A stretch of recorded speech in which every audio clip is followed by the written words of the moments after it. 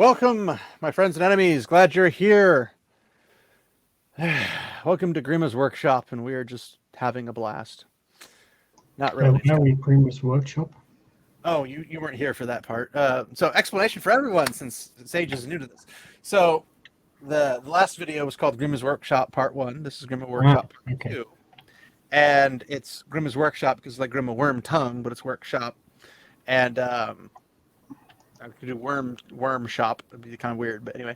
And basically, we get to listen to the twisting of existence through the eyes and brains, or lack thereof, of people who think they know Tolkien, and they really don't. So, we get to go through that again today. So, yay! Yeah, the excitement from Sage is palpable. How about you, Arturian? How you doing? I'm still coping, so that's good. I'm not sure if I can survive the workshop. Considering how many there are? Yeah, probably not. How about you, Sage? Anything going up? Besides not really. I'm alive, so that's good. And that's about it.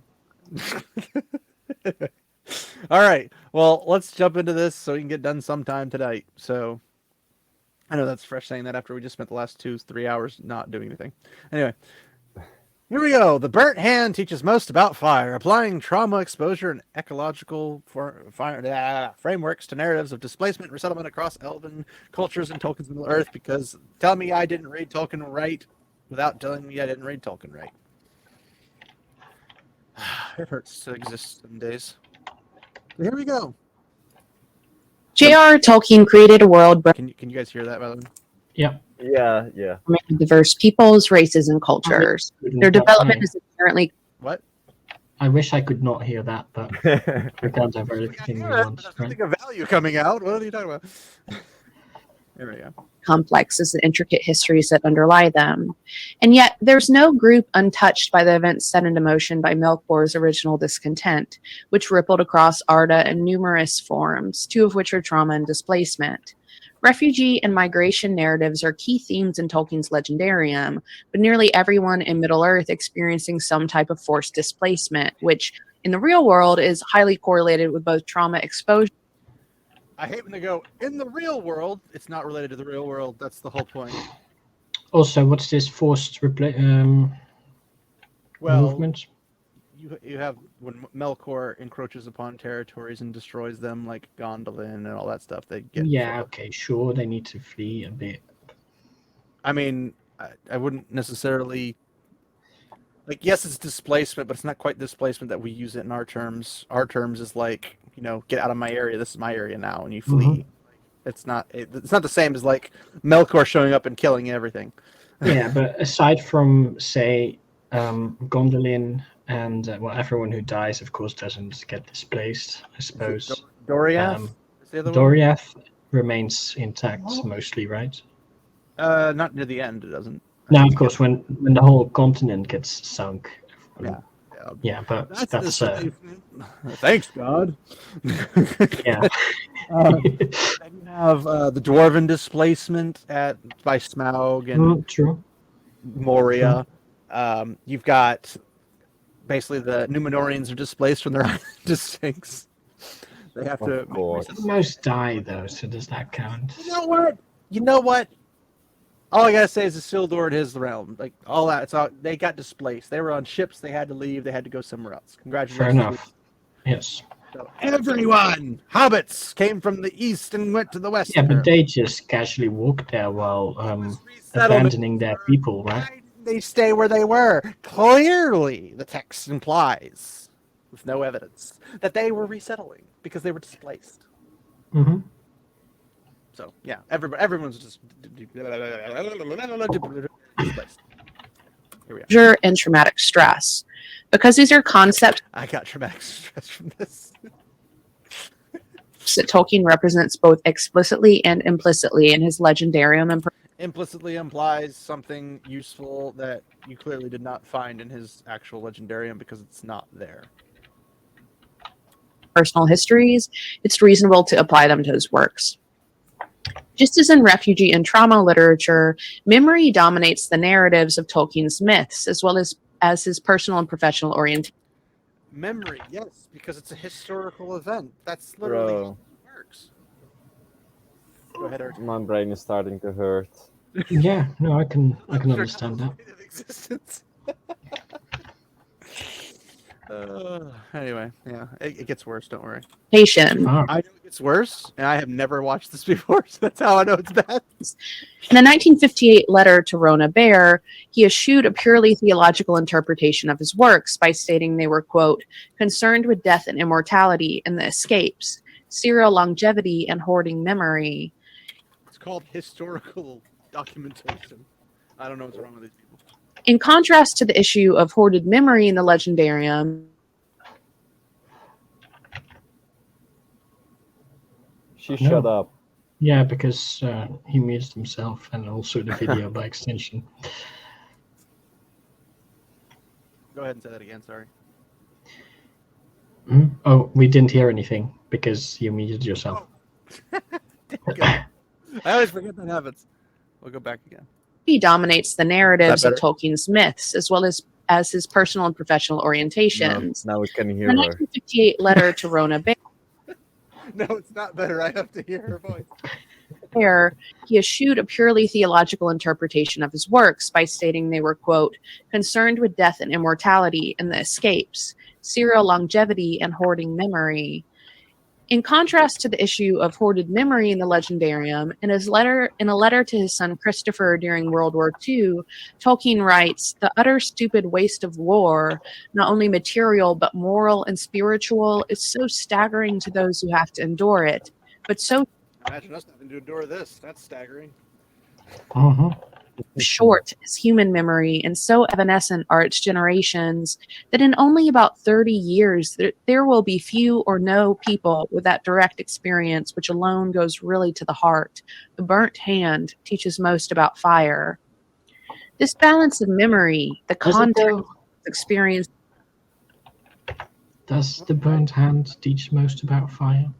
No. I don't think it does. I mean, I'm not sure. I think that's something he said, and I think that's why she's using it, assuming it's a she. But I think this is one of those cases, like we were talking about earlier, about theological breakdowns and whatnot before the stream. I think it's like the context. She's just tearing it out. She's quote mining things and saying, "See how this applies to this," and it's like, does it though? Because when I read the rest of it, like when it says the utter stupid waste of war, not only material but moral and spiritual, is so staggering to those who have to endure it. Yeah, sure. Or something, it's a waste in his purview, and it always was, despite the poets who speak usually poetically about it, like it was a grand adventure, and always will be, despite the propagandists, which do the same thing the poets do. Not, of course, this person also. Yeah. But not about different things. That it has not is and will be necessary to face it in an evil world. That it has not is. What the heck is that? And necessary to face it in an evil world, but so short is human memory and so evanescent are its generations that in only about 30 years there'll be a few or no people with direct experience which alone goes really to the heart. The burnt hand teaches the most about fire. I guess the burnt hand teaches most about fire will depend on the context that Tolkien meant it to be, as opposed to I don't think he meant it literally was like. Yeah, no, that's fair. It's probably a metaphor saying if you experience bad stuff, you can understand it or something. I don't know. It's easier to understand something that is traumatic and experience, like in this case, war, by people who have experienced it and survived it, than it is for someone who has not experienced it and talks about it. It's my assumption of what it's supposed to mean. It makes sense. I have to figure out the context. People that never experienced war that idolize it the most. Yeah, that sounds like a quote. This is in the time. It is what? It is not, but I mean, it probably is. It's just worded differently. It is now. It is now. Arterian. One's memories are made. He's famous, and its useful application seems to have been important to Tolkien. This paper will therefore combine trauma and social ecological frameworks to illuminate the ways in which textual evidence of trauma and migration may have affected cultural development in the three largest remaining elven realms in Middle-earth at the end of the Third Age. By mapping modern conceptions of trauma and displacement onto Elrond of Imladris, Amroth and Galadriel and Lothlorien. Wait, did she just tell on herself? Huh? Like imposing it upon Elrond, like not like actual Elrond's, experience. Also, does this one have an actual paper? She's reading it. Okay. This whole thing, that every one of these videos is a paper that they are themselves writing. I mean, couldn't they write it a bit more or less monotonous in that case? No, I mean, they've never studied. Well, they clearly didn't study because they clearly didn't get it right. They clearly don't understand Tolkien like the way they think. Yeah, they think they do. I talk way too fast. And Orifer and Thranduil and Mirkwood, this essay will define ways in which individual and group level experiences may have affected these leaders' life outcomes, influencing the settings they created and the cultures in which they immersed themselves. At a time in our world in which displacement is occurring with the highest rates in recorded. What is I she? don't care about the real world. It's not Tolkien's Legendarium. Sorry, I had to get that out. Also, wasn't Imladris just sort of a forward operating base at I think first? so. So not really displaced there? I think there might be also relating to leaving Imladris to go to the Undying Lands. As Yeah, like that's basically going home, essentially.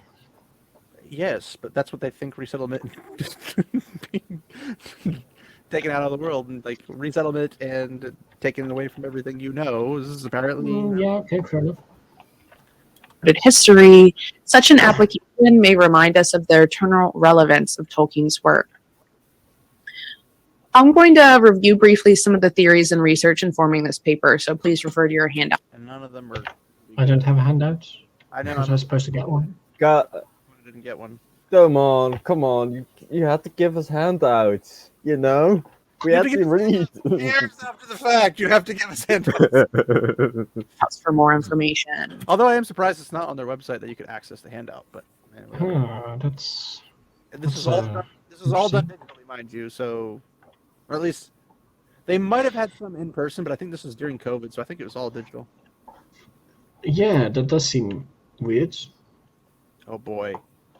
Oh, There's what's the this? score. We're to glass the time in history, but keep the society, culture, institutions.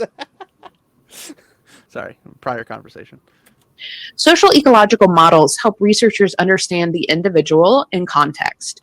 The model situates the individual at the center of the system, containing family, community, society, institutions, and culture, as seen here. Individuals possess their own innate. So she's saying the social model, it's not used by sociologists in the sense that they care about the individuals.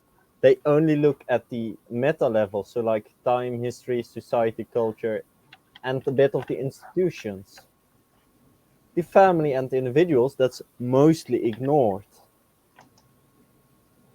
Unless they're a particular person of particular weight in history. I mean, I'm not familiar with this specific model, so I'll take your word for it. I have one of my classes is led by a religious studies sociologist, and he showed a variation of it. And he was talking about how most sociologists, they focus on the outer layers because that's where you can observe big groups. Makes sense. So the individual, that's more for psychologists and people like her. I don't know, man. Sounds like literacy to me.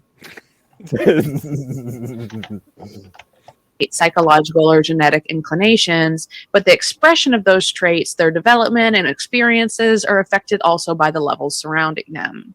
However, the actions of individuals in the center of the model also bidirectionally influence the social ecological levels around them. Nothing, therefore, is strictly independent. Timing and history are also important parts of the model. An individual will be differentially impacted by events in their environment depending on what time in life these things are occurring. time is also important at higher ecological levels. For example, a parent's past experiences may impact behavior in the family unit, and societally, a history of conflict in a region may have a lasting impact on all other levels, including influences on individual belief and behavior. In short, actions and choices are not only internal to individual beliefs and cognition, but are also embedded in situation, context, and environment. In psychological and clinical contexts, trauma is generally defined as, quote, the experience of events that are life-threatening or include a danger of injury so severe that a person is horrified and... Well, she's obviously not applying this to the real world, because nowadays trauma is just walking in the street and somebody looks at you wrong. Yeah. So clearly she's abandoning her own reasoning, which is kind of funny because there wasn't much there to begin with. feels helpless. Post-traumatic stress disorder and related disorders are characterized by re-experiencing the event, avoiding reminders of the event, experiencing negative changes to behavior and cognition. She's probably going to apply this to like elves see an orc and then have to relive the traumatic stress. No, it's specifically the point where Elrond says, I was there, Gandalf. I was there 3,000 years ago. Traumatic experience flashback. Yes. Hyperarousal and reactivity. Ooh, hyper arousal. Ooh. And A woman of culture, I see. What? Where is that possible? complex PTSD, this may I don't know. Is that possible? I don't know. involve an inability to trust others. Trauma exposure is also associated with anxiety and depression. You know, I feel like that applies to me, like the inability to trust others, because after watching this kind of stuff, I have a really hard time trusting humanity. Yeah. Yeah, Fair. yeah. It's That's depressing. fair. I have the trauma. Let's talk about the consequences. And trauma and mental health generally function in a dose-effect response, meaning that the severity of symptoms correlate with the duration and number of traumatic events. Trauma exposure in Tolkien's world has varied effects, something psychopathology calls, quote, multifinality. And this means people may have similar experiences but end up with different outcomes. For example, Wow, Wait, she can what's apply this that to the freaking working world. The same experiences but different outcomes. What? Surely that must be impossible. Like a woman experiencing something and then a man experiencing something, but because one's more emotionally lodged and one's typically more No, logically no, lodged. that's not possible. You got me there. I'm just applying the usual equity theory to this, right? Yeah. well, in contrast to Apparently, she forgot about that. Yeah, whoops. psychological outcomes, trauma exposure can also be associated with resilience and post-traumatic growth. This might manifest as being better able to handle daily stress, being more likely to experience empathy, and being more likely than... I don't know if you guys have seen the King of the Hill meme with the guy with the glasses and the hat, but like in this kind of thing, it's just like when she mentions stress and like I live a pretty stress-free life. And I do it because of the meme, which is basically just like, I'm not saying you don't have the authority. I'm denying its existence completely. Like, that's basically how I deal with stress. So that's why it's kind of funny to me. And inside jokes. I know. I'm hilarious. peers without trauma to demonstrate compassion through service. Emerging research even suggests that people with a trauma history are more likely to volunteer for a disadvantaged group, and that a shared trauma type, like a natural They're more empathetic, is what I'm trying to say, in a very long-winded way. disaster increases pro-social behavior. Finally, intergenerational transmission of trauma is well Yes, supported. intergeneration. Maybe passed on through. Well, I mean, if you have trauma, like let's say you're a people group and somebody came in and raided your town and village and killed half the population and ran off with your women and children and all your loot, you might, when you have more kids, pass that on to the people. I mean, isn't that essentially what's going on in the Middle East, where everyone just hates the Jews because they're Jews, and they just have to hate them because their religion tells them to? Isn't that exactly what it is? I mean, I think there's some other factors there, like how Israel is really successful compared to the rest of the Middle East. There's that too. I think a fair comparison would be they hate Americans, you know, because they represent the West. I mean, there's that, but there's also the fact that America just wouldn't stay out of the Which they should have been doing. No, that's completely unrelated, probably. Completely, totally unrelated. Because the sins of the government are the sins of the people. Exactly. Wait, what? Exactly. For a number of mechanisms like genetics, parenting behaviors, caregiver mental health, and risk factors. How much you want to bet she has a pro-Palestine flag in her house? Please. I mean, it's 99.9 probably. Guaranteed. I guarantee it. She even looks the part too, which is the funny part. This intergenerational influence is highlighted in Tolkien's writing with the I mean, even the topic is like completely based upon this. Sons of Feanor and the Children of Thorin being examples. Did she say Horin? Could be. Urine. Horin? Yeah. This is She was so the horrified that she couldn't pronounce his name TQI properly. version of the Hurin. I don't know. She gave birth to all the freaking descendants of the horrifying technique. She said urine. Sheesh. So while Tolkien explicitly rejects trauma-related struggle and traumatic stress as a, quote, moral failing. Does he? Yeah. I mean, it's not a moral failing. It's just... Yeah, no, I mean, it makes sense, sure. It's a consequence of just existence. Like, it's an outcome from whatever happened. Like, that's like a per issue basis. You can't, like, take the entirety of human existence and humans' experience and then just assume that it's always going to be happy doody dandy doodah. Like, this is a unicorn world. The moral failing could potentially refer to Tolkien's original sin. So Melkor falling, and then corrupting Tolkien has never sinned in his life. Just kidding. He stole the bus once.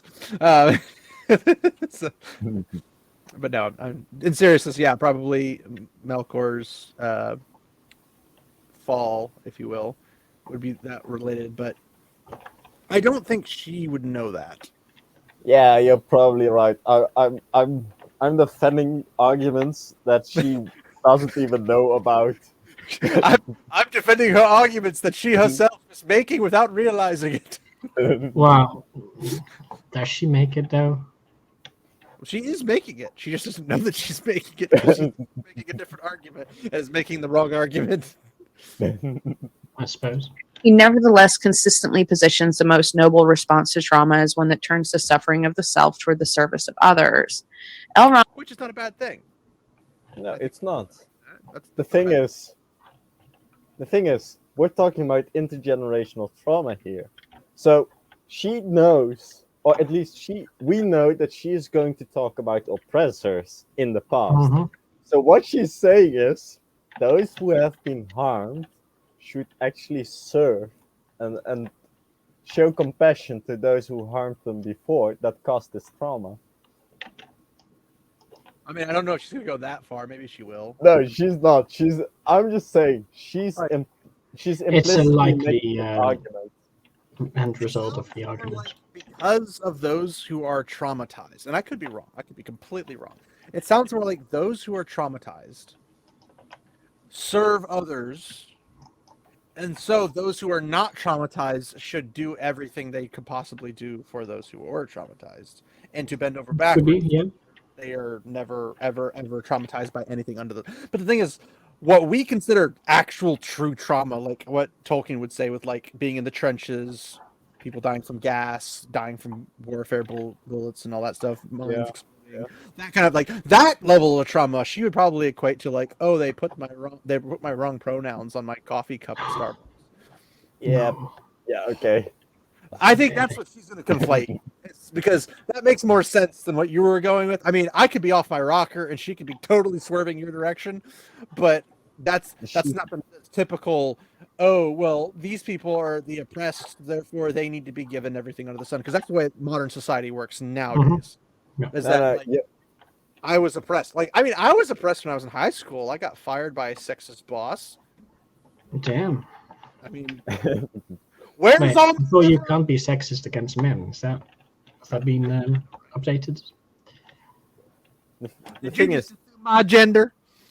the thing Yes. is, it's probably your interpretation is correct. I'm just saying you can, from her words, you can make the implication that slaves should be slaves because they are servants out of their trauma.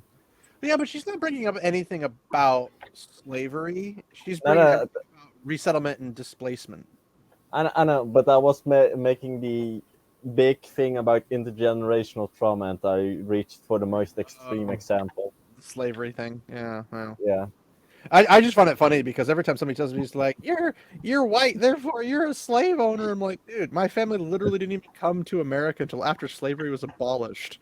Yeah, mine never did. So I never had a plantation in my family line anywhere. Like, I mean, besides the fact that we were technically Romans and we ruled the world, I mean, there we did, but not we didn't do it based off of someone's phenotype. We did it because we wanted to rule the world. Because as one does, yeah. that's what Romans do. Yeah. I mean, think about That's them every reasonable. I mean, that's the reason I'm going to conquer everybody. At least I'm not doing it based off of their racial qualities. I'm just doing it because I want their territory.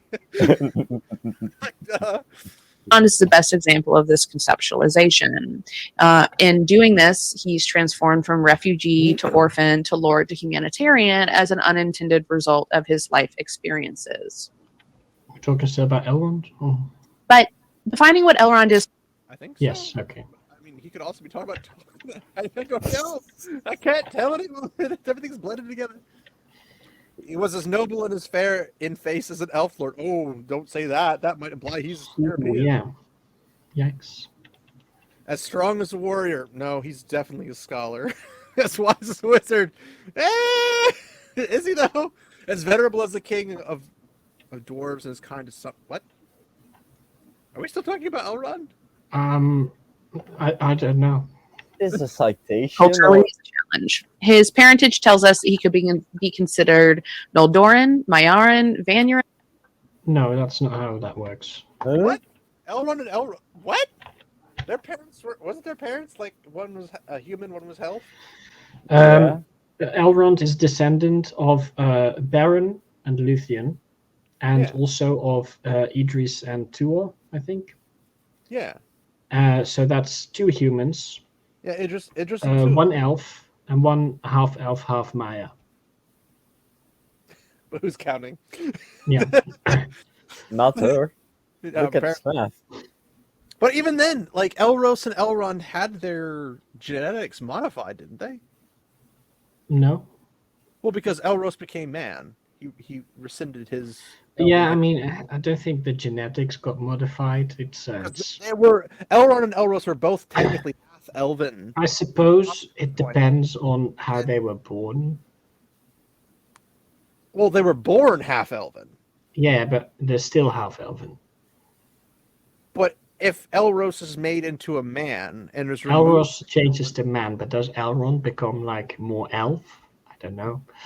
Well, they chose to embrace and fully discard his human side and became elf. They just refer to him as half. Right, but is that physical DNA or just the soul?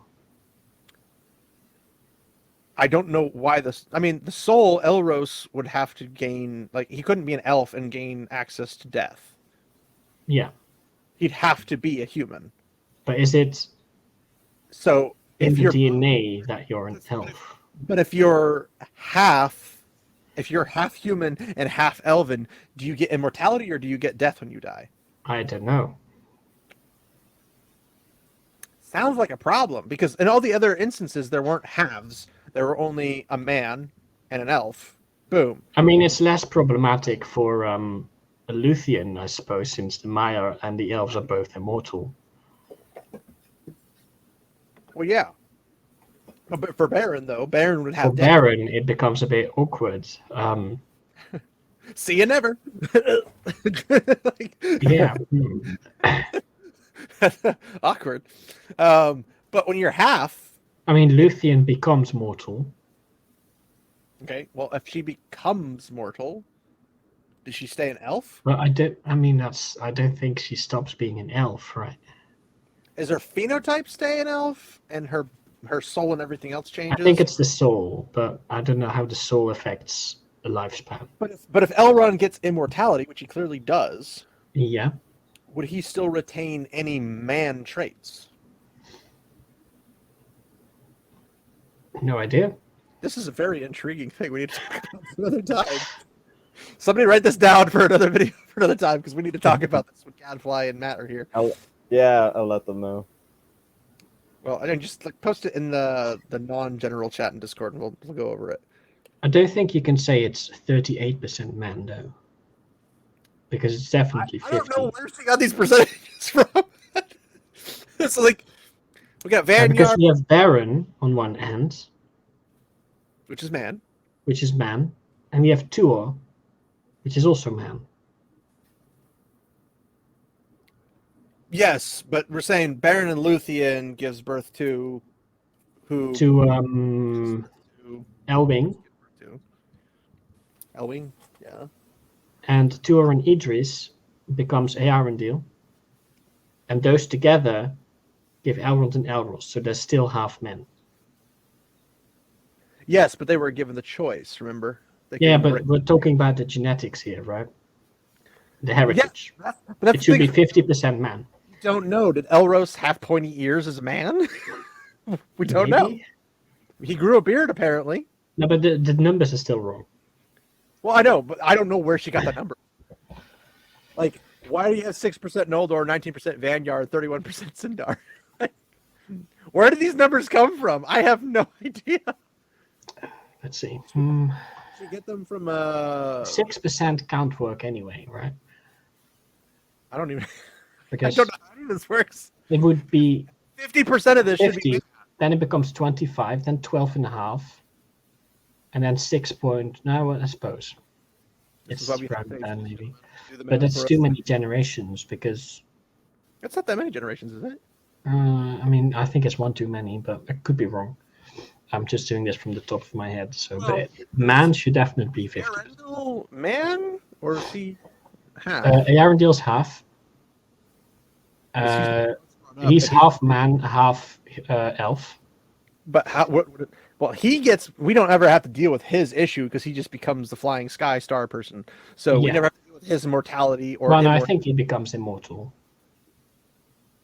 Well, he does. Otherwise, he would just die during his star flying. Yeah, but isn't that because of the Silmaril? He was basically given a role, like he was appointed a role, and was appointed immortality for that role. No, I don't think that's necessarily how it works. Well, if he's half, and I don't think you can get immortality just because you have to do a certain role. I think you had to choose to become. Because the only one I remember that they gave an option as you choose to be this or this. Yeah, every one of the half elven line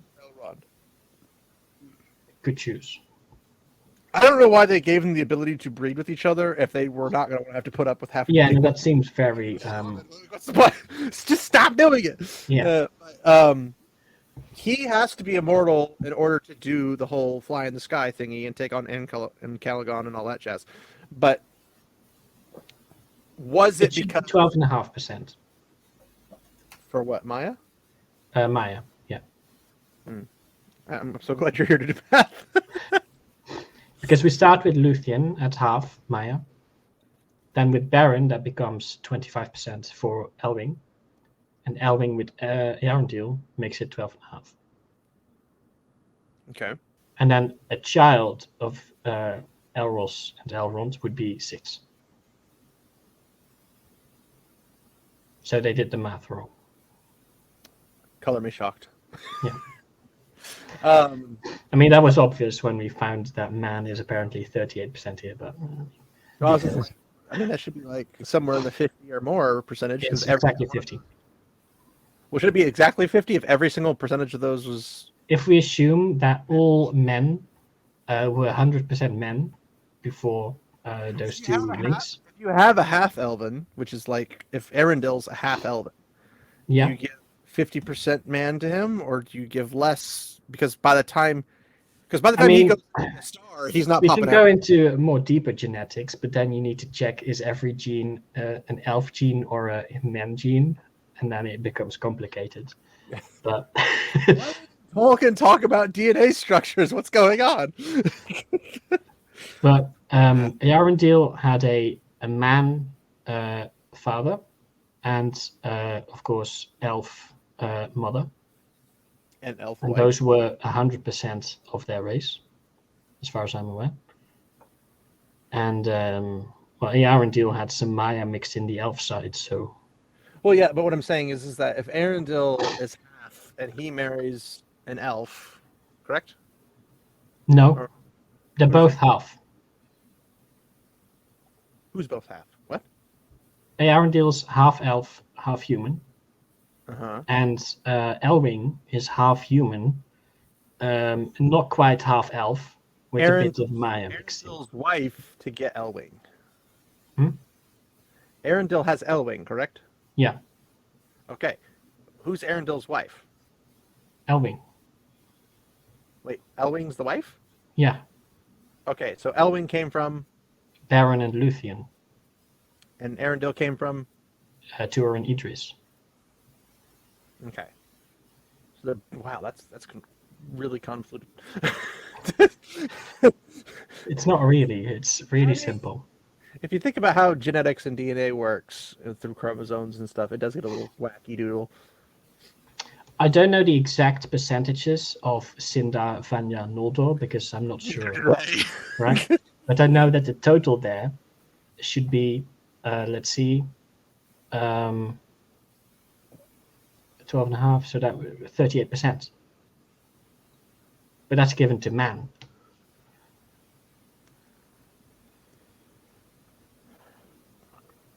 I just want to know why there's 3 different elf bloods. Because maybe Idris is descendant from the king of Gondolin.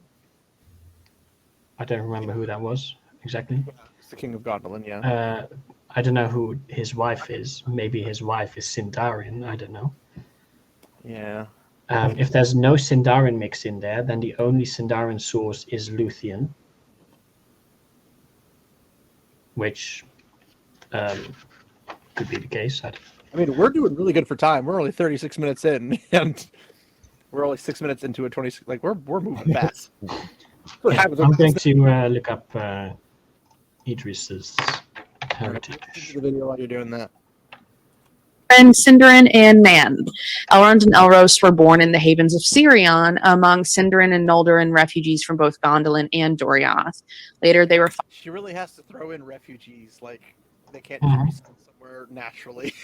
It's like, yeah, we're refugees, but at some point we got to stop being refugees because at one point you just stay like I'm like if my family comes from like Sicily, then it's like no, we're refugees. Like, well, no, we just kind of moved here. Well, then you were displaced. No, we just kind of moved here.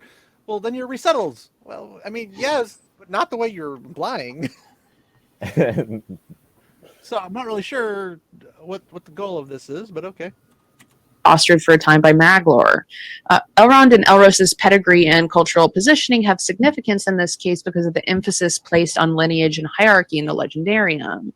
They have blood of the 3. Oh, there you go, Sage. There's your little image of all the different bloodlines. I was actually writing one down, but I'll save you the time.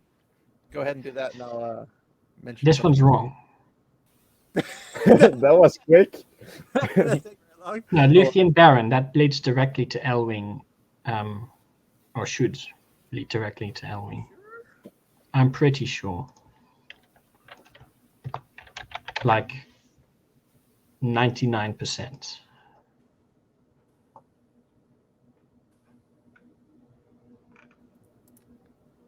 That's not a very high percentage, just saying. Though I suppose it depends on whether the Silmarillion source is 100% correct.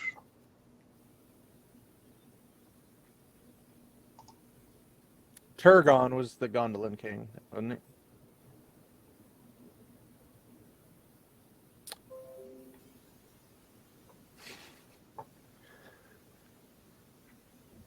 Nimloth and Dior sounds familiar.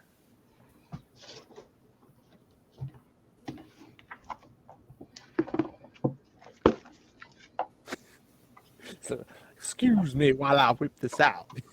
What do you think, Tyrion? I mean, the numbers might add up if that if they use that specific I feel like there's some line. easy ways to figure this out. Like Because then Nimloth would be probably 100% elf. I think this doesn't make any sense what she did. Yeah. Elwing is the half-elven daughter of Dior the Fair and his wife Nimloth. That's interesting. Could I misremember it? I Twin don't know. brothers Ellerid and Ellorin. She became the wife of another half-elf, Arundel the Mariner, and was the mother of Elrond and Elros. But if there's an extra step between Elwing and Baron and Luthien, then 6% Maya does work. Elwing the White. Oh boy. Oh, that's great. Who knew that white could be displaced? I know, right? Wait a moment. That doesn't make any sense. Let's see. She was named Elwing, which is star spray, for she was born on a night of stars, whose light glittered in the spray of a waterfall of Lanthier Lamath beside her father's house. Her father Dior inherited the throne of Doriath along with the Silmaril reclaimed by her renowned grandfather Baron, a man of the Edain. Then she and her twin brothers Ellerid and Ellerin moved with their parents Dior and Nimloth to the caves of Menegroth in Doriath. And then the sons of Fëanor, driven by their terrible oath, attacked Menegroth and slew her parents, the king and queen of Doriath, and took her elder brothers into captivity to starve in the wild. She escaped the second kinslaying with the Silmaril and fled to the havens of Sirion, where she met and married Arundel and gave birth to twins, Elrond and Elros. Well, twins does run in her line, so that makes sense. Uh-huh. Then the remaining sons of Fëanor attacked the havens of Sirion to reclaim the Silmaril in her possession. They captured Elwing's sons, but as they came for her, she cast herself into the great sea through the power of the Vala Umo. She took the form of a white bird and came to her husband in his ship Vingolot. Fingolot, yeah, Fingolot. Vingolf. Yeah, I thought Fingolfin, but I might have That's mixed it a bit with Fingolfin, yeah. With a Silmaril upon her breast, she sailed with her husband on his great voyage to the west, and unlike the crew of his ship, refused to be separated from him when he saw the Valar and Valinor. We spoke to them. She went to Alqualonde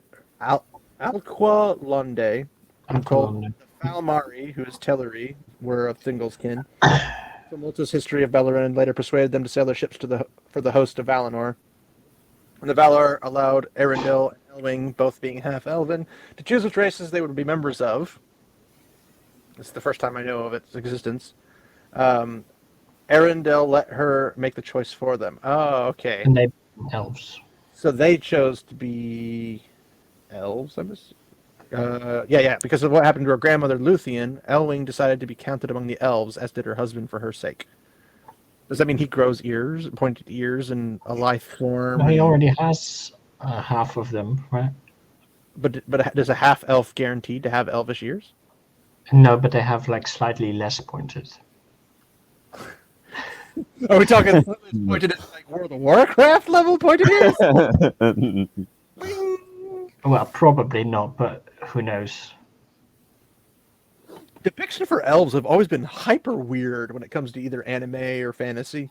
Yeah. Like they have these big ears that stick out like almost like directly out of their head. Like I mean, and that's an especially strange one, I think.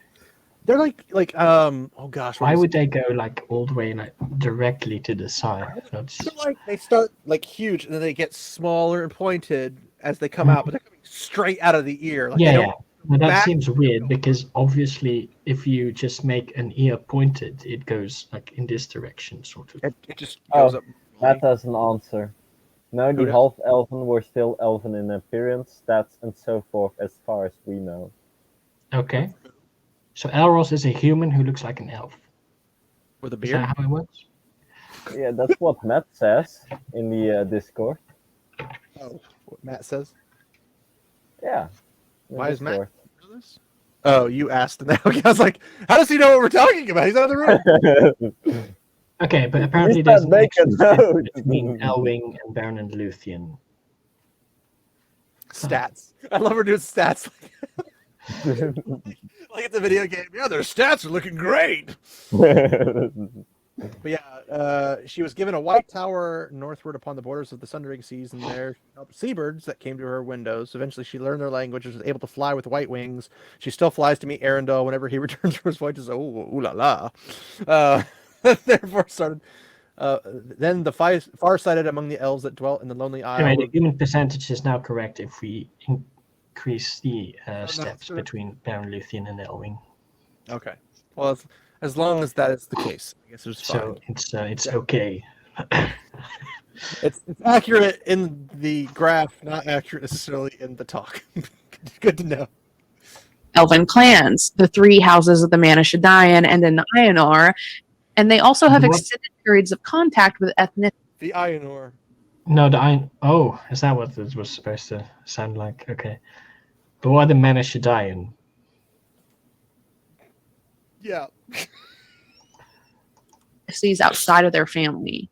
Such an ethnically complex backstory lends itself to a family history. It's not that complex.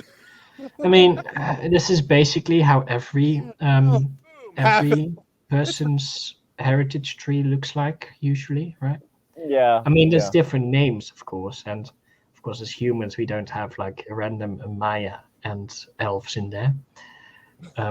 We don't have 3 different species of humans to throw Yeah. in. So that makes it less complicated, I suppose. It's not really that complicated. An elf and a man come together, boom, you got a half elf, half man. Yeah, but that would actually be a full man or a full elf at some point. Why would it be a full man or a full elf? Because they can choose. That's the other thing, is that in this situation, only Elwing and Arundel get a pick, and then Elrond and Elrose get a pick. But never do I hear Baron Luthien get a pick. Luthien gives up her immortality so that Baron can come back to life. Yeah, that's the picking part. But then Dior doesn't get a pick, does he? No. How long does he live? I don't know. He probably dies somewhere in a random war, right? He had kids, so that, I mean, there's a level of time. And how does that work? If you have a half elven, so you have the wife is elven and the man is human, we know how fast humans propagate. So why do they always only have very small amounts? And you're thinking, well, it's because of the elf women. And it's like, but does that make sense from a standpoint? Well, I mean, wouldn't that just be like you'd be popping out left and right a whole horde of like half elves because you still have the human genome coming into play? Yeah, but maybe the elves have like super low fertility, so it cancels out maybe. Okay, but they're having the same level of fertility as literally the rest of the elvendom? Technically even less, because remember, who was it? Idril had twin brothers. There's 3 of them from double elves. Yeah, but that maybe takes time over a longer time period. But Baron and Luthien, well, maybe, but we don't know how long until they had the kids. I mean, they live forever, right? So I don't know. Allegedly. You would assume that if they live forever, there are a lot more kids. Well, you'd think, but I'm if saying it's like the same rate, so it's probably a slower rate. A man with his freaking hormones, I feel like eventually that would break part of the elf in half and just produce more, and then you'd have just like a horde of half elves. And what happens if you have like a half elf from one side of the family to the other side of the family meet, and then you got Elwing and Arundel, and it's like, okay, answer no. What? No, but do we know of Elrond's sons and Arwen having to make the same choice as Arwen makes the choice to go human. Elrond's whole family was elf. Because Arwen's not half elf. She's never even referred to as slightly half elf. Exactly. Well, I so mean, she's like once they 25%. make the choice, then maybe things Maybe also less. change. Quarter elf. Quarter elf Arwen instead of quarter black Garrett. Yeah. That's a quarter human. Slightly less, I suppose. Quarter human Arwen. So, but for that reproduction rate, then they would be considered fully elf or fully human at some point. I mean, if you imagine elves like propagating at the level of humanity, holy crap!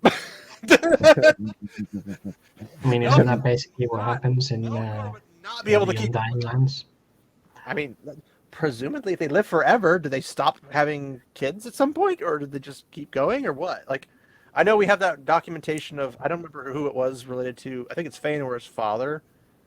For his second wife, I believe, had like 7 kids or something like that. Yeah, could be.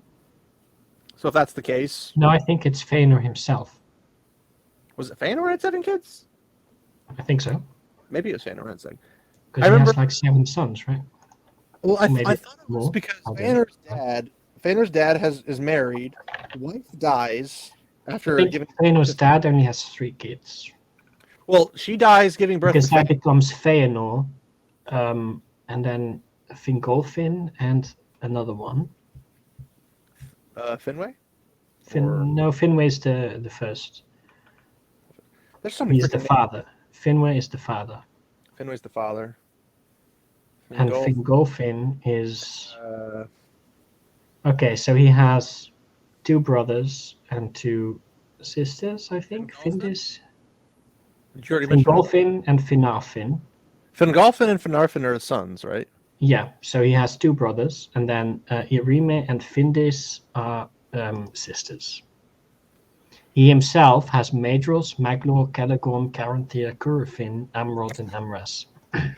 Well, he had the man genome in terms of the breeding area. Yeah. So, okay. Well, I wonder what it would be like if you had a world filled with half elves, but they're like elves. They get the immortality, but they breed at the pace of humanity. They would never lose to Melkor. It would be impossible. Yeah, probably. Anyway, all right. Marked by the violence and migrations endemic to life in Middle Earth. Their paternal and maternal lines reveal a history of constant trauma, exposure, and displacement. And I provided a detailed family trauma history in your handouts because it would take quite a while to get through this. Why constant? Elrond and Elros were born at the mouths of Sirion in First Age 532. Because people can't ever move, like literally. I suppose. If my parents are like, "Hey, we're moving, kids," Yeah, but Elenwer and Turgon didn't have any issues.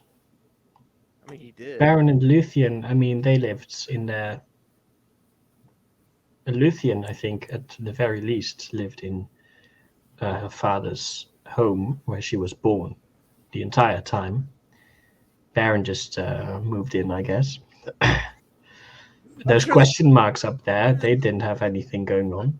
I'm sure they had a little house for themselves. They didn't actually live with their parents. Yeah, no, they lived in their own place, of course, sure. But it's in the kingdom of the father of Luthien. Yeah, but like, I mean, if your parents move because of a job change, that's considered displacement and resettlement to this lady. Okay, fair enough.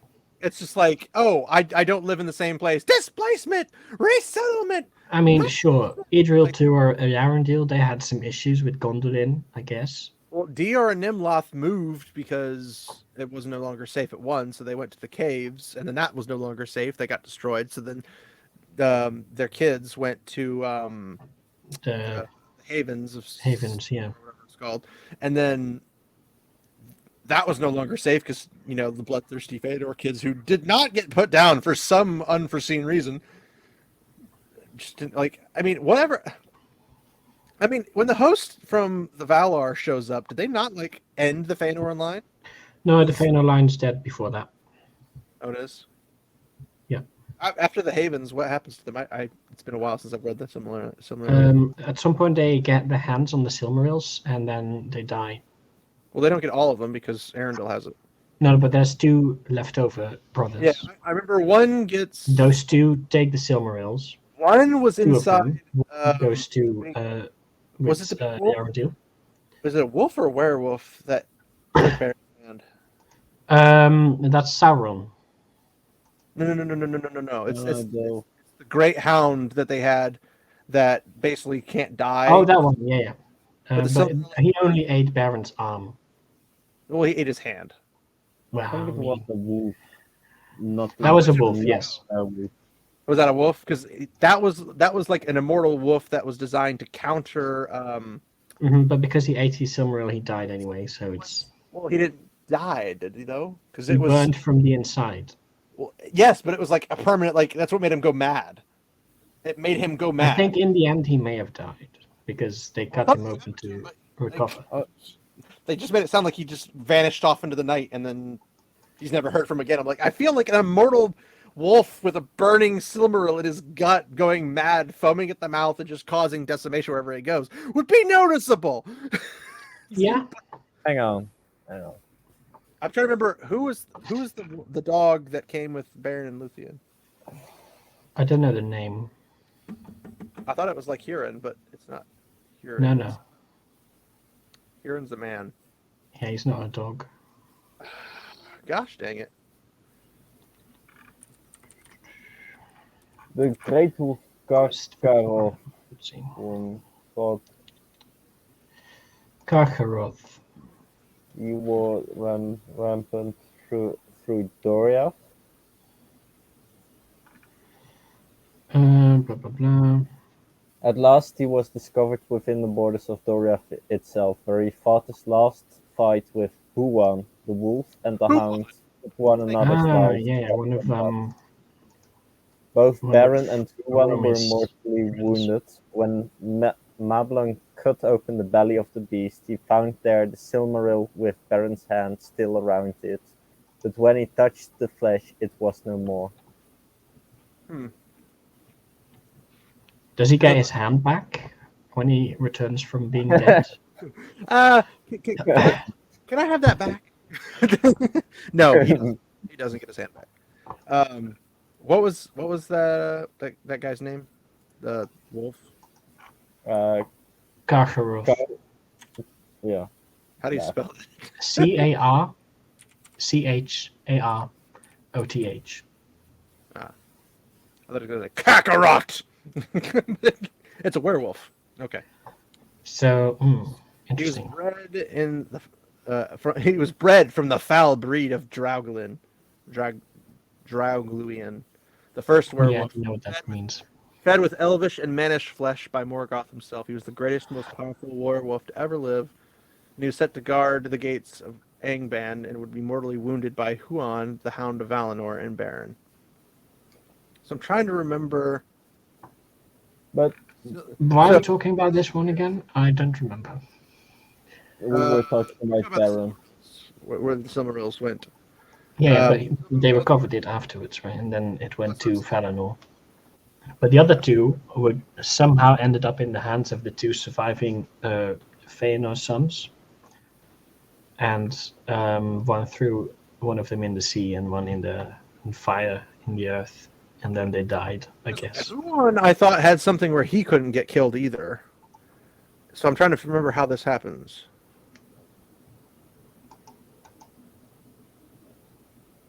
Huan the Hound I thought couldn't die. I mean, Mablung cuts open the belly of the beast. He finds the Silmaril with Beren's hand still around it. When he touched the flesh, it was no more. But if he's like level of immortal because he couldn't die, allegedly, because otherwise the Silmaril would kill him. But I remember it saying that he couldn't die by some reason. So how did they get his guts open? And why wouldn't he just come back to life? no, I don't think he's immortal. Or is it Huan that's more immortal? I think it might be Huan, but Huan also dies, does he not? He was granted special powers by the Valar. He was large as a small horse, immortal, tireless, and sleepless, and was allowed to speak 3 times before he died. It was also prophesied that he could not be killed unless it was by the greatest werewolf that ever lived, in this case, or by the greatest wolf that ever lived, in this case, a werewolf. Yeah. I love prophecies because they make absolutely no sense. Mm-hmm. But they do afterwards, though. So they do sometimes. What do you mean? Oh, well, no. I mean, sometimes they still don't make any sense. Huan and Beren managed to kill Karkaroth, but Huan was mortally wounded, as was Beren. Speaking for the third and last time, he wished Beren and Luthien farewell and died. Well, here's the thing. He's allowed to speak 3 times, right? Mm-hmm. Before he dies. But if he didn't speak the 3rd time, would he die? Maybe not. That's like, he's like, he's like, shh, shh, shh, shh. But maybe the speaking doesn't prevent him from dying, and so he was just allowed to speak 3 times. And before he dies, because if he dies, he can't speak anymore. So it's, yeah, I don't know. Anyway, the Silmarils. I remember one gets swallowed up by the earth. One gets One by the ocean, and one then goes into the sky. well, one ends up with Arundel. Yes, In the sky, yeah. And that's how we end up with Pokemon lost into the sky. Emeralds. It was very much known where it was going. Yeah. So, I don't know. People are always wondering, like, could the Arkenstone be a Silmaril? I'm like, I'm pretty sure no, because if you touched it and you had like greed in your heart, you would get burned from it, Mm-hmm. and it never does that by the greediest people on the planet. So, instantly nixed out of that one. Let's see. Bird. Okay. So after Yeah. the War of Wrath, Madros and Maglor steal the Silmarils that they recovered from Melkor, because they were theirs by rights. But they were unworthy, so they burned their hands. Madros specifically threw himself, along with the Silmaril, into the fiery pit that becomes Earth later. I don't know why he would throw himself along, but he did, so that's something. Well, he probably was driven mad by the pain. And Maglor survives that. So he's still alive, I guess, but maybe not. Who knows? I would He's say missing in action, let's say. I would say the reason it would make sense that he would throw himself in is because of his he couldn't let go of it, Could be. and because he went insane. The same thing with Karkaroff, being like insane from the pain and like going berserk kind of thing. If that was the case, he wouldn't be able to let go of it, but Could he be. also knew it had to stay with him because of the prophecies and Feanor and all that jazz. Because Feanor, don't you just love it when your dad screws your entire generation? Yeah, that's always great. Dad, that's great. But yeah, essentially, No, he doesn't have to keep them, right? It just has to be not in anyone else's hands, if I'm not mistaken. yes. But if he throws it without himself, somebody else might recover it. Yeah, but as long as someone doesn't. If you're insane through pain and anguish, you probably will have a problem. I would assume it's probably the same, not necessarily the exact same as what like grips Isildur and Frodo when at Mount Doom with the ring. It's probably something akin to that in terms of like it's precious to me kind of mentality, but without the lure. It was just like my entire life, which again, long time, and everything like that. Okay, I suppose this is an important bit. He says something about that no one protects those who do the following things, and one of those things is Afar casteth a Silmaril. So if he throws the Silmaril himself, he is doing the thing that is supposed to not be protected from. So he dies, I guess. They're pretty much all idiots, so we'll just run with that. About 6 years old. Arundel was away and Elwing fled with the Silmaril. The majority of the refugees living in and around Sirion at the time were... I really annoyed every time she says, like, refugees. Like, what if they've been living here for 20, 30 years, or 100 years, or 1,000 years? Like, at what point are they no longer refugees and just become inhabitants of the area? Like, never. That's well, it's like saying the Noldor are refugees. I'm like, yes, but they're not though. They left on their own. okay, that's a fair point. Problems. All this stuff happened. So if but ever, at any point in your history you have been chased out, you're forever a refugee, according to the logic here, I think. but the Noldor weren't chased out. No, but they were chased out of Gondolin. The Noldor? Well, yeah, the Noldor that lived there. Noldor never had anything. Did the Noldor have Gondolin? I thought it was the. No, Doriath is the Sindar Kingdom. Okay, Gondolin is founded by one of the Noldor.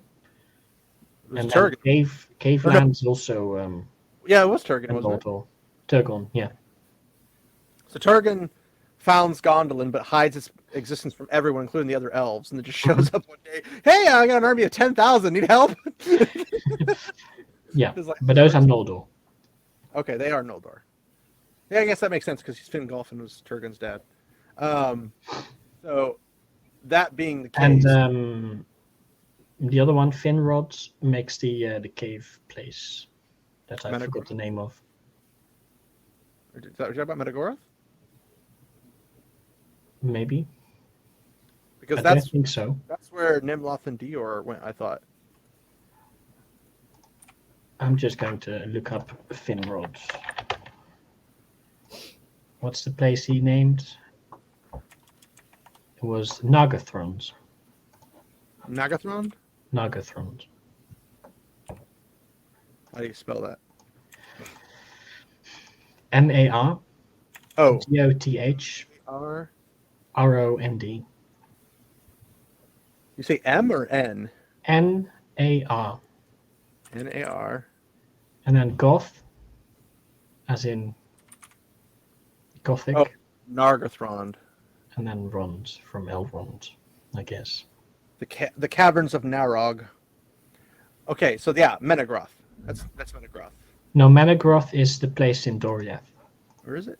That's the palace of the king of Doriath. It's a different place. Menegroth was made by the dwarves. I suppose Nagathrond also, but Menegroth is in Dor. Yeah. but Finrod. So that makes sense. So upgraded it. Nimloth and Dior went to Menegroth in Doriath. That's when the Feanor sons showed up, killed them, Elwing fled. That makes sense because Doriath is the kingdom in which Luthien has her home, I suppose. Well, So basically, Dir and Nimloth just went to Grandpa for safety. basically, yeah. I assume he's still alive at this point. I don't remember exactly. The Havens. I think they're called the Falas or something. The what? Of course it is. Now, is the Havens? The Falas was an area on the west coast of Beleriand facing the Belagar, You mean Fala? where the Falathrim lived, ruled by Círdan. Let's see. Elwing. The havens of the Falas. Where it was? Yeah, because driven by the oath, attacked Menegroth, slew her parents. She escapes to the havens of Sirion. Sirion? S-I-R. A different haven? Apparently. Are there multiple havens? I don't remember. The mouths of Sirion. It's the mouth of Sauron, just with extra words. The main river of Beleriand emptied in the sea in the northeast. The havens of Falas were destroyed, and Círdan's people fled to the mouths of Sirion and made a new place, I guess. So the mouths of Sirion becomes the Grey Havens at some point. Is that what I'm getting? No. Grey Havens is in the mountains far to the east of Beleriand. This is in Beleriand, which would sink at some point, so that would make sense. The Grey Havens are basically where now Elrond had been the found mountains by are. Maglor? How were they found by him? I thought they kidnapped him. Yeah. Because Círdan and Gil-galad were too late. Maybe they kidnapped him once they found him. Since the Sons of Feanor attacked and that the forces of the remaining Sons of Feanor were not very large, they ravaged the havens and slaughtered most of the people. They could not find the Silmaril or Elwing, who went into the sea with it, and Círdan and Gil-galad were too late to do anything. Elwing's sons, Elros and Elrond, had been found by Maglor. She's the second son of Feanor. Okay, I'm just going to get a map. Who raised them out of pity and remorse. And those few who escaped the third kinslaying went to the Isle of Balar in the ships of Círdan and Gil-galad.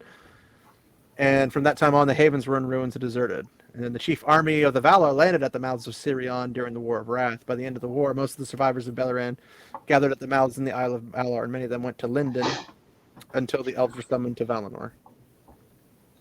There we go. Yeah, Lindon is in the Arid Luin, far to the east of Beleriand. There we go. Killed, as well as a number of dissenting Feanorians. Elrond and Elros were taken. Dissenting. Mad with power. That's the word you're looking for. taken in by one of the remaining sons of Feanor. For, quote, Maglor took pity upon the children, and he cherished them, and love grew after between them. How long they spent with Maglor is unclear, but by First Age 587, Maethros had died, and Maglor had disappeared forever. Meanwhile, the War of Wrath played out, and Poor Maglor, though, because he's one of those guys, like, out of the Sons of Feanor. Yeah, he disappeared forever, so he lived, I guess. Maybe. Maybe. We don't know his fate, but I feel bad for Maglor. But he's missing in action, let's I just feel say. like out of all the Sons of Feanor, Maglor was the one you're like, this guy's not so bad compared to his brothers. Yeah. And the poor guy just experiences nothing but loss for basically all of his life. I'm just like, Well, man, your dad's a jerk. Poor guy. Beleriand was destroyed, after which Elrond chose to live as an elf, and Elros chose the fate of man. By Second Age 32, Elros became the first king of Numenor. I don't know why she's giving all this background if she's just going to be basically call them all refugees or displacements or resettlement type stuff. Like, we Yeah. get that all of these people probably didn't live in the same place very long because Melkor, evil, destruction, catastrophe, all everywhere. Like, I don't get the point. Elrond was involved in several wars, including the Last Alliance, where he fought alongside many of his relatives and saw many of them fall. During the final attack on Barad-dûr, both Gil-galad, a potential mentor, and Elendil, a descendant of Elros, died while opposing Sauron. Soon, Isildur would die too, leaving his one remaining son in Elrond's care. But why the emphasis on family history in Just what we were because why not? consideration of Elrond's unique response to trauma? You track Well, a story family over matter. multiple centuries. Of course, you're going to include family history, right? But he's like, Elrond's unique trauma. I'm like, but what are you talking about? The time he was captured by somebody, or what? I suppose that's a bit traumatic. I mean, apparently it wasn't. He got with Maglor with his brother, and they just kind of like had a good relationship. Yeah. That's not traumatic. And both their parents are No, it's still Stockholm syndrome, so it's still traumatic, right? alive. I know, but both their parents are still alive, and nothing really comes of that. So it's just like, I mean, what? Yeah, but they're like flying in the sky, so it's Yeah, but does Arundel or Elwing ever come visit? I don't no, know. Why not? They because can. they are forever stuck in the sky. Well, she's not. Well, okay, Sure. maybe Elwing isn't. I assume Elwing went with Arundel. She can fly. So That's debatable. no, it's not. They literally said she learned to fly after spending time with the birds of the sea. Learn their language, talk to them, and everything. Like it's literally. That makes no sense, though, right? It. Things that don't make sense, dude. It's fantasy. Fair enough. But why can't the other elves do that as well? You're like, man, she can talk to birds and can fly. That's unrealistic. Meanwhile, her husband's floating in the sky in a boat with a big like starlight The gem. boat has wings, okay? Oh yes, because that's how boats work. Yeah. All I have to do is put some wings on my boat, and I can fly in the air. Sounds like an episode of DuckTales. For Tolkien's universe and research in human development. While some of Elrond's sunnier life outcomes may be correlated with the timing of various retreats and his gaining of Vilya, his life Maybe is by Elwing is a druid. marked by suffering. None of his family before him survived intact. For whatever reason, whether it was the love that grew between Maglor and the children, or the assumed comradeship he found with Gil-galad thereafter, something buffered Elrond from the fates of many of his ancestors. But there's more that makes The fact that there's different experiences in those different time periods. I mean, many of his ancestors were human, so they would just die automatically after a while, right? Yeah, they would. Sure, he's safe from that, but that's because he's an elf. That's clearly traumatic experience. And somebody dies of old age or something. It's trauma. I can't handle it, guys. Elrond's legacy relevant. Elrond not only demonstrates remarkable resilience, but he cultivates. I feel like I need to read these because I feel like she just grabs one line and then skips past it. Like, why did you put all this text here if you're not going to read it? Yeah, I mean, I suppose his great-grandpa died, and Melian fucked off back to Valinor, I guess. All right. The House of Elrond was a refugee for the weary and the oppressed. Yeah, refuge. because it's like in the middle of fucking nowhere. So Because I'm just so used to her saying refugee. The house of Elrond was a refuge for the weary and the oppressed, and a treasury of good counsel and wise lore. In that house were harbored the heirs of Isildur. Plural? Mhm. I guess yeah, it would be plural, technically. Yes, it would be. In childhood and old age, because of the kinship of their blood with Elrond himself, because he knew in his wisdom that one should come of their line to whom a great power was appointed in the last deeds. Yeah, but that doesn't seem very nice then, right? It's not. He's No, doing it from the goodness of his heart because he needs them for the actual defeat of Sauron. well, I mean, I can see him doing both. Yeah, yeah, He's sure. he's on good terms, but he also But this, including this bit here, sort of undermines the thesis of this paper. Let's say. yes, but now I'm really curious because I hadn't even thought about it. But like Isildur's heir going to Rivendell or Imladris, if you prefer that, and then like bear with me, think about it.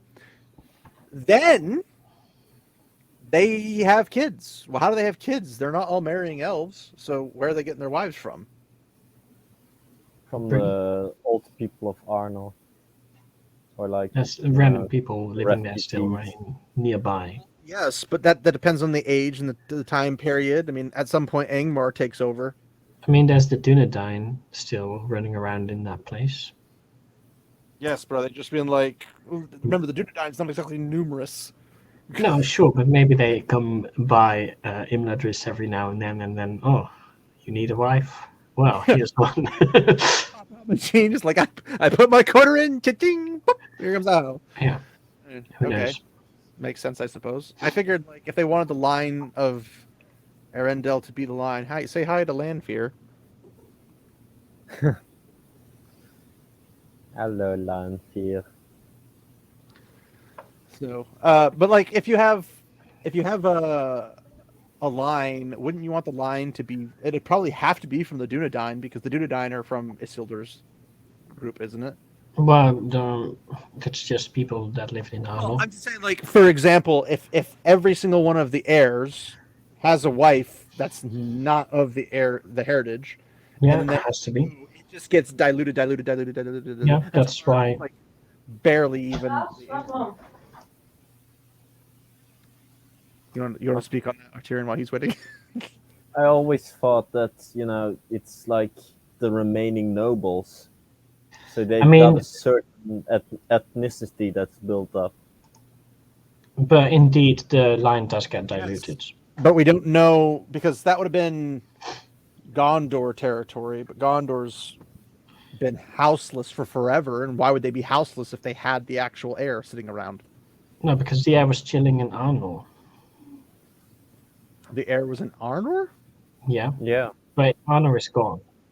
So why But would like that the area of Arnor. go back to Gondor, where Gondor is still alive and kicking? Well, I mean, it's quite a distance, right? I don't know. Yes, it's a distance, but it's not that far. It's not like a distance that they can never do it. I mean, for one, Numenorians, very good mariners.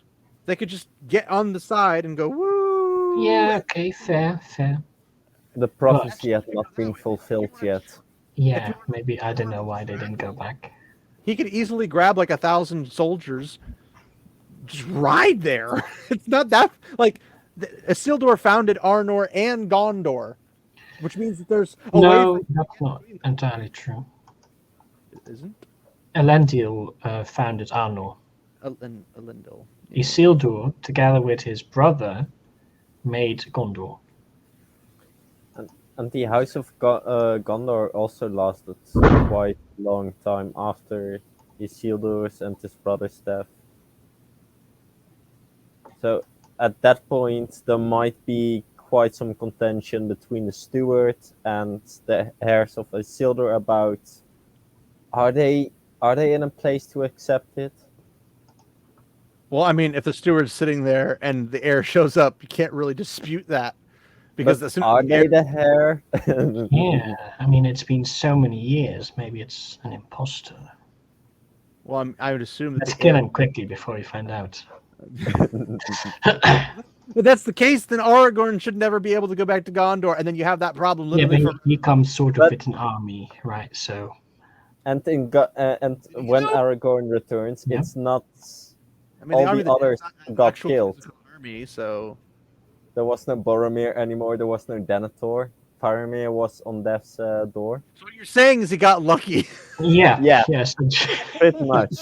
I mean, if he shows up and he has Gandalf with him, there's that. But when he goes to the Army of the Dead, all he's got is the Dunedain with him. Yeah. So, I mean, the And Army of the sword. Dead. Yeah, but with the army of the dead, he liberates South Gondor and takes their army with him. True, but that's the one thing that always irritated me about the Army of the Dead. What is the point of the Army of the Dead if they literally can't physically do anything? They scare people. Yeah, they're really scary, so people die from being scared, I guess. Well, no, they flee and they leave everything behind or whatever. I'm just like, okay, hold on. If they're terrifying, which I mean, obviously seeing a lot of dead people charge at you would be probably pretty terrifying. But why not have them have the physical? I don't know if they can physically interact with the world, right? They I mean, can't. They can't. But that's the whole point. All the stuff we see in the movies, they can't do. None of that's real. I see. That's not what they can do. They literally. That makes it indeed very strange. Yeah, It's just like, but if you made them to do that, because like, fight for me and I will fulfill your oath. It's like, okay, that doesn't have a time limit. Yeah. You could Go say to Sauron.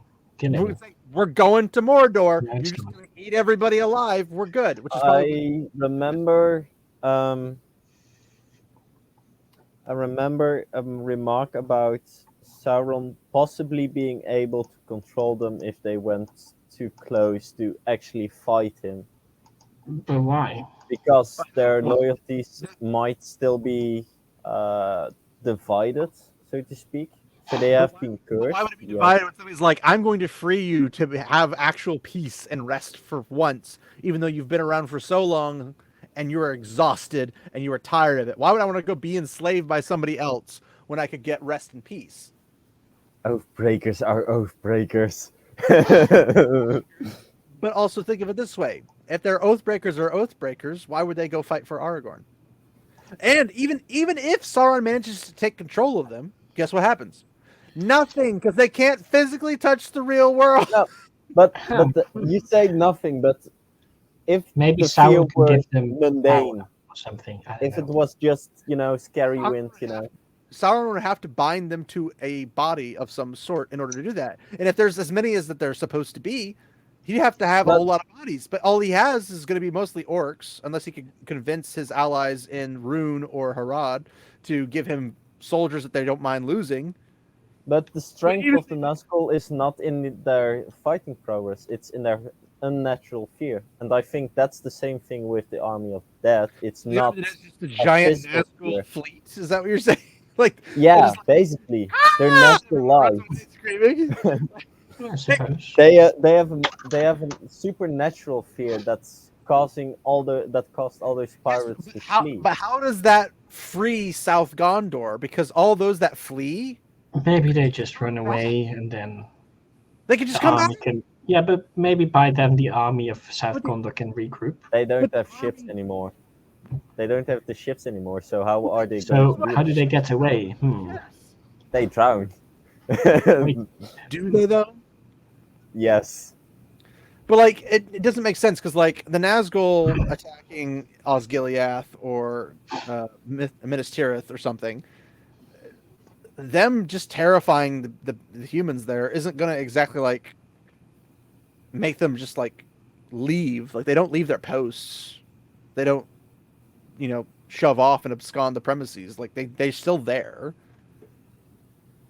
But the Gondorians also didn't have anywhere else to turn, and they were protected by the influence of Gandalf. Well, they didn't have that in Osgiliath. If all it took to break your opponents was the Nazgul showing up to scream at them, literally the Osgiliath would never be a control point at all. Because they just send a Nazgul. No, they also have the fell beasts. What? Yes, but the fell beast is just mobility. The scream from the Nazgul. They can also eat people, I assume, right? The fell beast, yes. But my point is that the reason they stayed wouldn't make sense if the Nazgul's unnatural fear scream is what makes them leave. So if the Army of the Dead have an unnatural fear, supernatural fear, it wouldn't displace one group of people and not the other if they're both a fear of the type of necessary to flee. Because if the desire to flee was so great, and at the time, Osgiliath does not have Gandalf. They only get Gandalf in Minas Tirith. So it wouldn't really make much sense if that was the case. Does that make sense? Because if one side, they're like, oh my gosh, fear! And then they literally flee for their lives. And then the other side's like, fear! Hold your positions. Doesn't make Oh, sense. that's a good point. Yeah. So why is Osgiliath like hold, hold, hold, and the other one's like and then just leaves. Maybe they all got paralyzed from fear. I don't know. And then they move, right? The fear is the fear. Like the fear's what Legolas says after the Battle of the Pelennor Fields, later described the scene he witnessed to Meriadoc Brandybuck and Peregrine Took. Faint cries I heard, and dim horns blowing, and a murmur as of countless far voices. It was like the echo of some forgotten battle in the dark years long ago. Bill's swords were drawn, but I know not whether their blades would still bite, for the dead needed no longer any weapon but fear. It's literally just what is said. yeah. They only need fear. They only needed fear, but that's my point, is that the Nazgul only needed fear. And obviously man was terrified of the Nazgul scream. Like it drove people mad. But why does that not drive them to flee their post? Because of morality. Morality? Like the people of Gondor, they had the blood of Numenor still going strong and they were still honorable men. What did South have? So you're saying if I have the blood of Numenor, I'm resistant to the scream? You will be more resistant to the fear, yes. Because I'm pretty sure that doesn't stop any of the citizens of Gondor from being feared. No, but Then Yeah. literally Gandalf has to like pop in with his ring that like encourages and holds people together and counters the fear for them to to actually like get their crap together. Like they need Gandalf in Minas Tirith for that purpose. So why not have Osgiliath was also led by the great captains, Faramir and Boromir. So maybe it's also, you need this inspiring leadership. Items that inspire people to the point. Like inspiration's one thing. Magical inspiration's a whole nother level. Like that's what doesn't make sense. Because if one comes from a magical source, like so Nazgul, magical, Army of the Dead, magical, Gandalf, magical, Boromir and Faramir, just inspiring great captains, nothing else. They have no special effect other than belching out a great speech that inspires all the soldiers. Not every man would be terrified, but enough could be terrified where the ones that flee leave so little behind that they get overwhelmed really easily. Like again, setting a Nazgul in just to like terrify with a scream easily would break any resistance that would prevent them from bringing their orcs across. So I don't understand why one would work in fear and the other one wouldn't. And we know that fear is the main tool of both the Army of the Dead and the Nazgul. Mm-hmm. And if that's the case, why couldn't they use the Army of the Dead to fear the orcs away? Because they're like, well, if Sauron took control of them, well, do they have to allow control? Maybe they're more afraid of Sauron than they are of the ghosts. Well, then you have two supernatural fears fighting each other. Yeah, but the stronger one wins. But how do you know the other one's stronger? Well, because one's a Maya, and the other are just some random ghosts. So is Gandalf, but no one's like, it's not like Gandalf shows up and the orcs go, ah! Like that. Well, What Gandalf was the doesn't use exact fear, phrasing right? of Aragorn's oath to the Oathbreakers? Like, he commanded them. What was the exact phrasing? Don't know. Let's I find think I think that's going to be key to the discussion of why would he not use them further, and then you can ask why did Aragorn not He command announced more? that he would hold the oath fulfilled Yeah. if Yeah. the Aragorn spooky commanded the ghosts dead to let him um, his company pass and to come remove to all servants of Sauron from his land. I commanded the assume dead he to let him specifically in named his- Gondor, but who knows? Well, I mean, technically, Mordor was Gondor's territory, so Not really. it was It's before. just the tiny bit in the mountains. Well, the Black Gates control was under there because Gondor is the Yeah, one. but that's the mountains. but Beyond the mountains, there they wasn't. took control. They only had to be at that part of the area, but they had control of all of Mordor when Sauron was gone for a time. But Aragorn commanded the dead to let him and his company pass and come to the Stone of Eric, when he encountered them in the paths of the dead. The dead followed him through the paths of the dead and the Black Root Vale south of the White Mountains to the Stone of Eric. Then Aragorn commanded the Oathbreakers to follow him to Peligir and announced that he would hold the oath fulfilled when all the servants of Sauron had been removed from this land. I don't know if that means just southern Gondor. The dead fulfilled their oath and drove away the allies of Sauron through fear at the fords over the river Gilrain, at Linhir, and at Peligir. In return of their aid, the shore of the river Anduin at Peligir, Aragorn held their oath as fulfilled, commanded them to never again trouble the valleys, to depart and to be at rest. That does imply that this land would be the south of Gondor. So they don't even. Well, then they don't participate in anything else other than the south of Gondor. But I don't know why he used that term. This land. Maybe he messed up, right? We all roll a natural one every now and then. Right? What are you talking about? Anyway, my main point was like they could easily have come down from Arnor to Gondor. True, but yeah, and he brought a host with him to do it. So it's like they clearly didn't. So obviously they didn't. Yeah. Why wouldn't they? Is my point. Anyway. Because Aragorn he's not human like you. What are you talking about? Lives it. Elrond and Elros's early years were traumatic and chaotic. They were born refugees. I was going to read this, wasn't I? Blah blah blah blah. Refuge yes, for the refugee. treasury of good counsel, wise lore. In that house were harbored the heirs of. Oh no, I did read this. Never mind. Mm-hmm. We got the whole Gondor discussion because the heirs of the seal remains so. Nevertheless, they both established realms of the sort.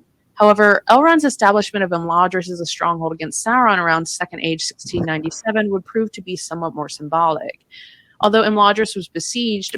How is a fortress that counters Sauron symbolic when it's literally where people go for counsel, to regroup, or whatever? Like, no, it was a fortress back in the day, but now he just lives there. It's his home.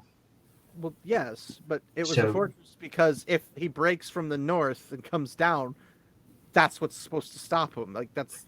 Yeah, sure. Its purpose never ceases. It just never was necessary. That's a little different than being like, Fair enough. It's only symbolic. It's like, but it's not symbolic. It had a purpose. It just thankfully never had to be fulfilled. Became an intentionally constructed haven for displaced elves. Elven refugees flocked to Imladris, and eventually Elrond used Vilya, gifted him by Gil-galad, to protect Imladris and make it the last homely house so familiar to readers. It wasn't the last Western home? It is the last homely home. Lorien. Poor Lorien's no homeliness there. No. And Mirkwood, no homeliness there either. Nope. From Sirion. Well, Mirkwood not, but Lorien maybe. But it's not homely. It's like it's super cool. You saying super cool can't be homely? Well, no, it's better than homely, I guess, maybe. Peoples, races, last weekly homely house, as opposed to the strong of the coolie house.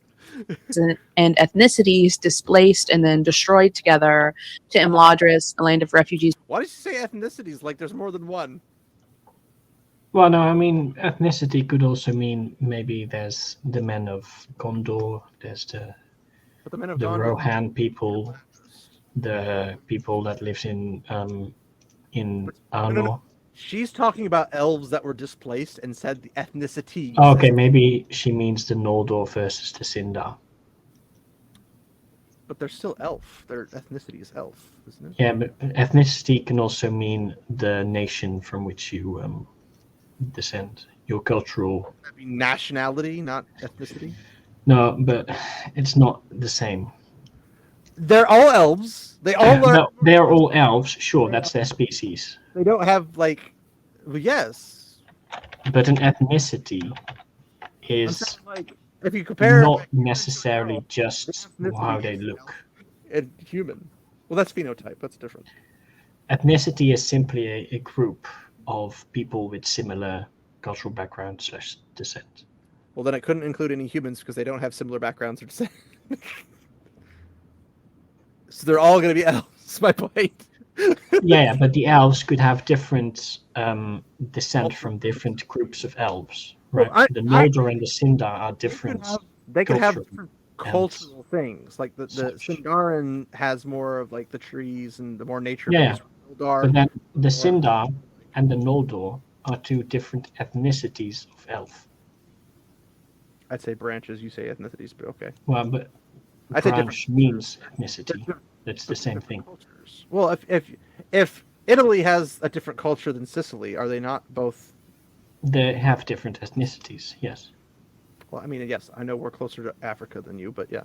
No, but even if they had the same phenotype, let's say, if they are culturally significantly different, that makes up a different ethnicity. Somebody better let the race baiters know. Yeah, but I mean, they all see it from the American perspective, where it basically is race, right? I mean, I'm basically African, so I don't know what you're talking about. From Beleriand and then Eregion, where all are welcome regardless of race or need, the peoples of Middle Earth persevered. And so the burnt hand and the burnt hands of Elrond's diverse and storied kin does in fact teach the most about fire. In this case, the elves' obsession with hoarding memory is not a detriment. It is rather Why would because it be a detriment? Because Feanor's sons had that holding on to memory of the Silmarils are ours, therefore we're going to kinslay 3 times. No, but that's not hoarding memory. That's holding a grudge. That's the memory of their oath is the grudge. What drives them? The grudge. What is the grudge from? A memory. Oh, sure, but everything's Come on, memory thing then. this is basic stuff. Domon, to return about the Nazguls, they actually succeeded with Osgiliath. Well, they did eventually. I'm saying No. The first attack, they drove the humans back to the western bank, and then it halted because the Nazguls couldn't cross the water. Wait, why not? Are they vampires? Are you saying Nazguls can't cross water, apparently. they don't like water because water's not great? That's the whole thing with Elrond or not Elrond. Yeah, but Yeah, water apparently has the it's so influence serious of that- almost still, right? So apparently it is still so serious that Osgiliath had been taken for all intents and purposes of Sauron. But my point is like, does the fear have like a range? Like, is it an antenna? It's like, oh, sorry, you guys are just outside of range. My fear. Yeah, the probably. Oh, right. Like, I mean, if I'm not even to mention when they If get I'm looking very far away and see a Nazgul flying, I probably wouldn't get the fear effects. I mean, you'd be afraid of them getting close. Well, yeah, sure, but if they're not actually close, it doesn't scare you That's what I'm saying. such that you run away. We have fell beasts at some point. Why did they not use them earlier? Next question, please. Exactly. This is the great Tolkien scholar, unknown sage. Thank you very much. Yes. that havens rise elsewhere, for Elrond is, first and foremost, a healer and a lore master. Yeah. It is in that haven of Imladris. I thought he was a warrior, remember? Well, he's both. Well, I know, but you completely skipped that. He's like a super elf. He has all the things. Prior to this, in his original intro, he was a warrior. Now he's not. He's just a gentleman and a scholar. It's like, what? Whereas trauma that is Elrond will broken. foster and With protect age comes wisdom, right? And So, yeah. war never changes. line, and it will be the rejoining of these lines with the history of his and Elros's legacy stretched like a finally healed wound between them that facilitates the reunification of Middle Earth. While Elrond constructed a new refuge and stronghold, The consequences of them making a new home. How dare they? The Cinder Rising of the Wild Lesser Elves by Sindarin Princes. And Noldor That's, and That's some words that I don't think Tolkien ever used to describe the elves that stayed behind. What are you talking about? Tolkien was clearly anti-capitalistic and woke. Sure. He wasn't. No, the but Cinder that and still doesn't have anything to do with elves resettled. Well, if he's woke and anti-capitalistic, it Yeah, he clearly would be racist. That's true. Yeah, obviously agrees with everything that this lady's saying. good point. Already existing wood elven regions east of the mountains, Mirkwood and Lothlorien. Though the Sindar and Noldor who ultimately settled there were pushed to migrate. These elves had no princes or rulers and led their lives free of care, while all Morgoth's power was No, they did have rulers. northwest of Middle-earth, but many Sindar and Noldor came to dwell Lorien had a king before Galadriel and Celeborn arrived. And then they at some point died and they took over. So, or retired, who knows. yeah, I mean, I don't know the details. But Cinderizing under the impact of Belarandic culture. Belarandic? What? Cinderizing was never used by Tolkien, I don't think. Due to the destruction of Beleriand first and the specific destruction of Baragian second, their motivations for original migration were mixed, whether due to trauma exposure. The thing is, she's throwing up these things and she doesn't even talk about them, like hardly at all. And I don't know. Like she's not. Saying, I mean, yes, it is true that all the elves became Sindar-like in culture, right? On this side, yes. Sure. But like, why are we on not the getting east of the mountains? This is from page blah blah blah of the Silmaril or the appendices or this or that. Like we're not getting any information whatsoever of where this quote comes from, but it has quotations. But it's not Cinderizing because they are. Cinderizing sounds kind of weird, by the way. So Belarandic. Beleriandic, yeah. It's like that last line does not sound like a. They simply became like the Sindar because the people in charge were Sindar, and people like to emulate the rich and powerful. Or original cultural differences, linguistic clues suggest that settlement may have progressed differently in Lorien. Linguistic clues. Okay. Than in Mirkwood. This exploration demonstrates the potential effects of displacement across cultures. This is her page. So while Yeah, this if different people get together, they blend into a mixture. Sure. What's the point? That's a consequence, and she doesn't like those consequences.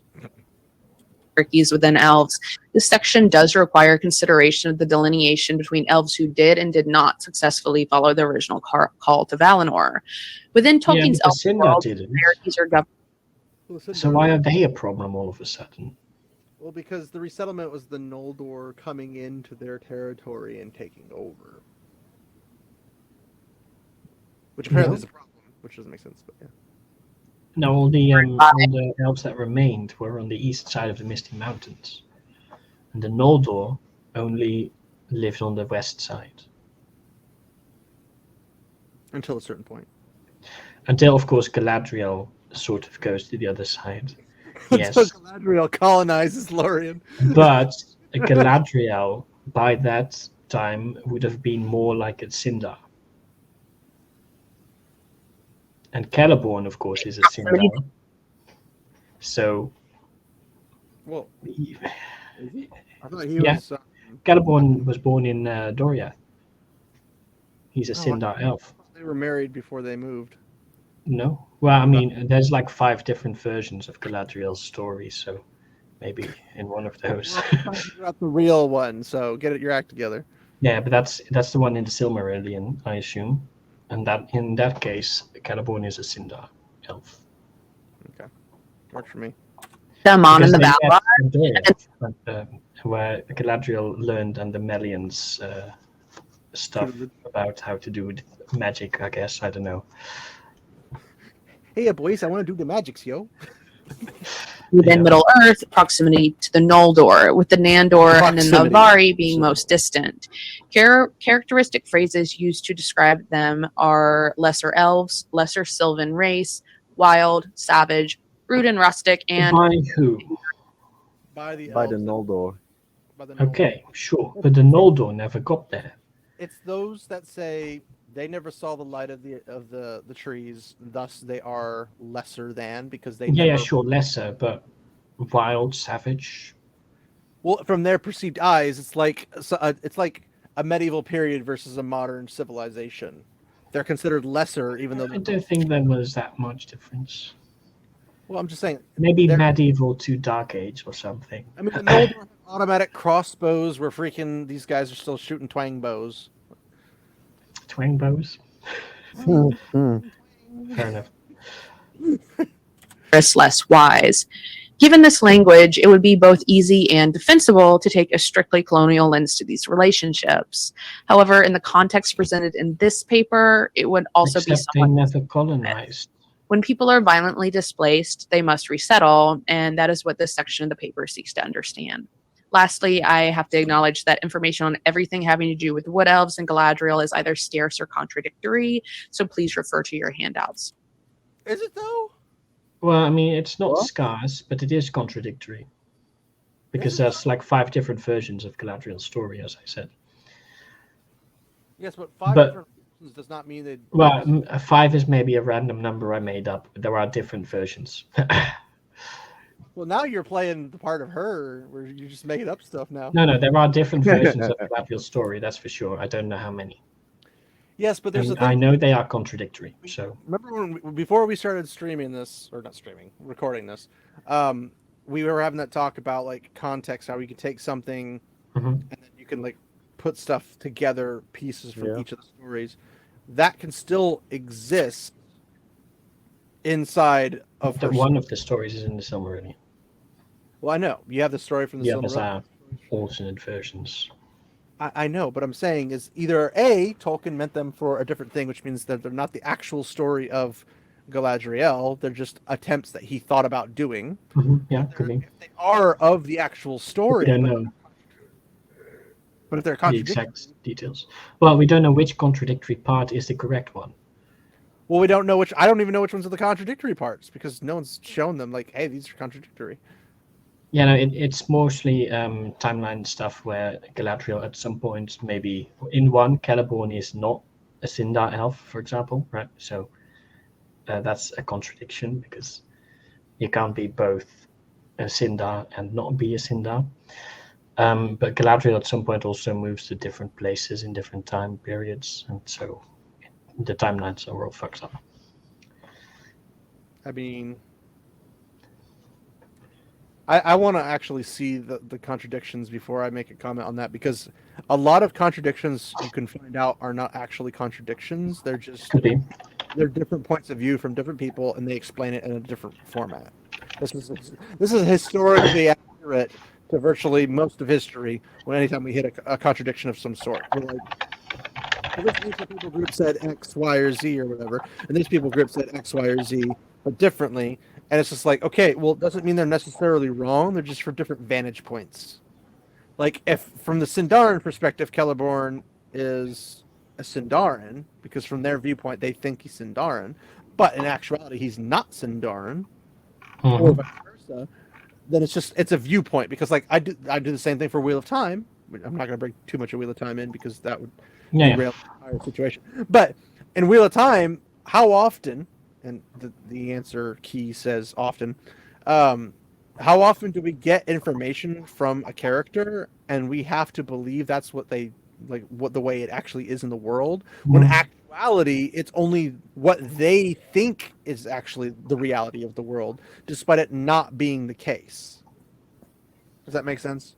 Yeah. Everything is But canon, but not everything is true.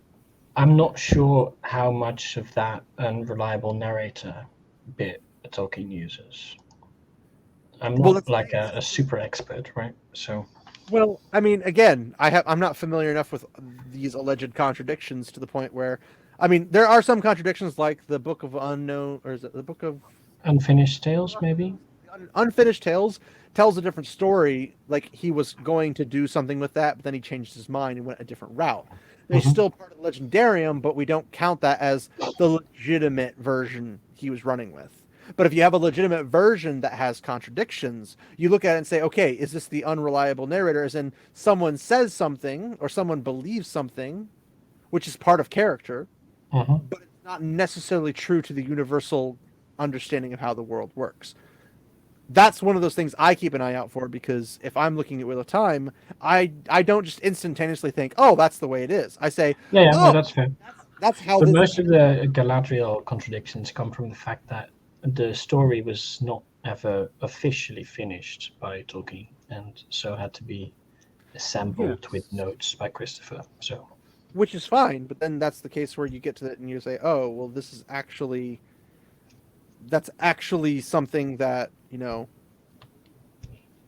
we're going to compile an actual list, and the notes might have different contradictions in the notes, but they're not, those were intended as possibilities of what she's supposed to be. They're actually what she ends up being. That's why I don't think they're contradictions, because they're only possible outcomes. Well, except the parts where he rewrites it to be different, right? That's... Well, yes, but he does the same thing with the orc version and everything. But it's Yeah, not a contradiction. Sure. It's just he finally settled on one. It's the same thing. No, I think he never settled on one.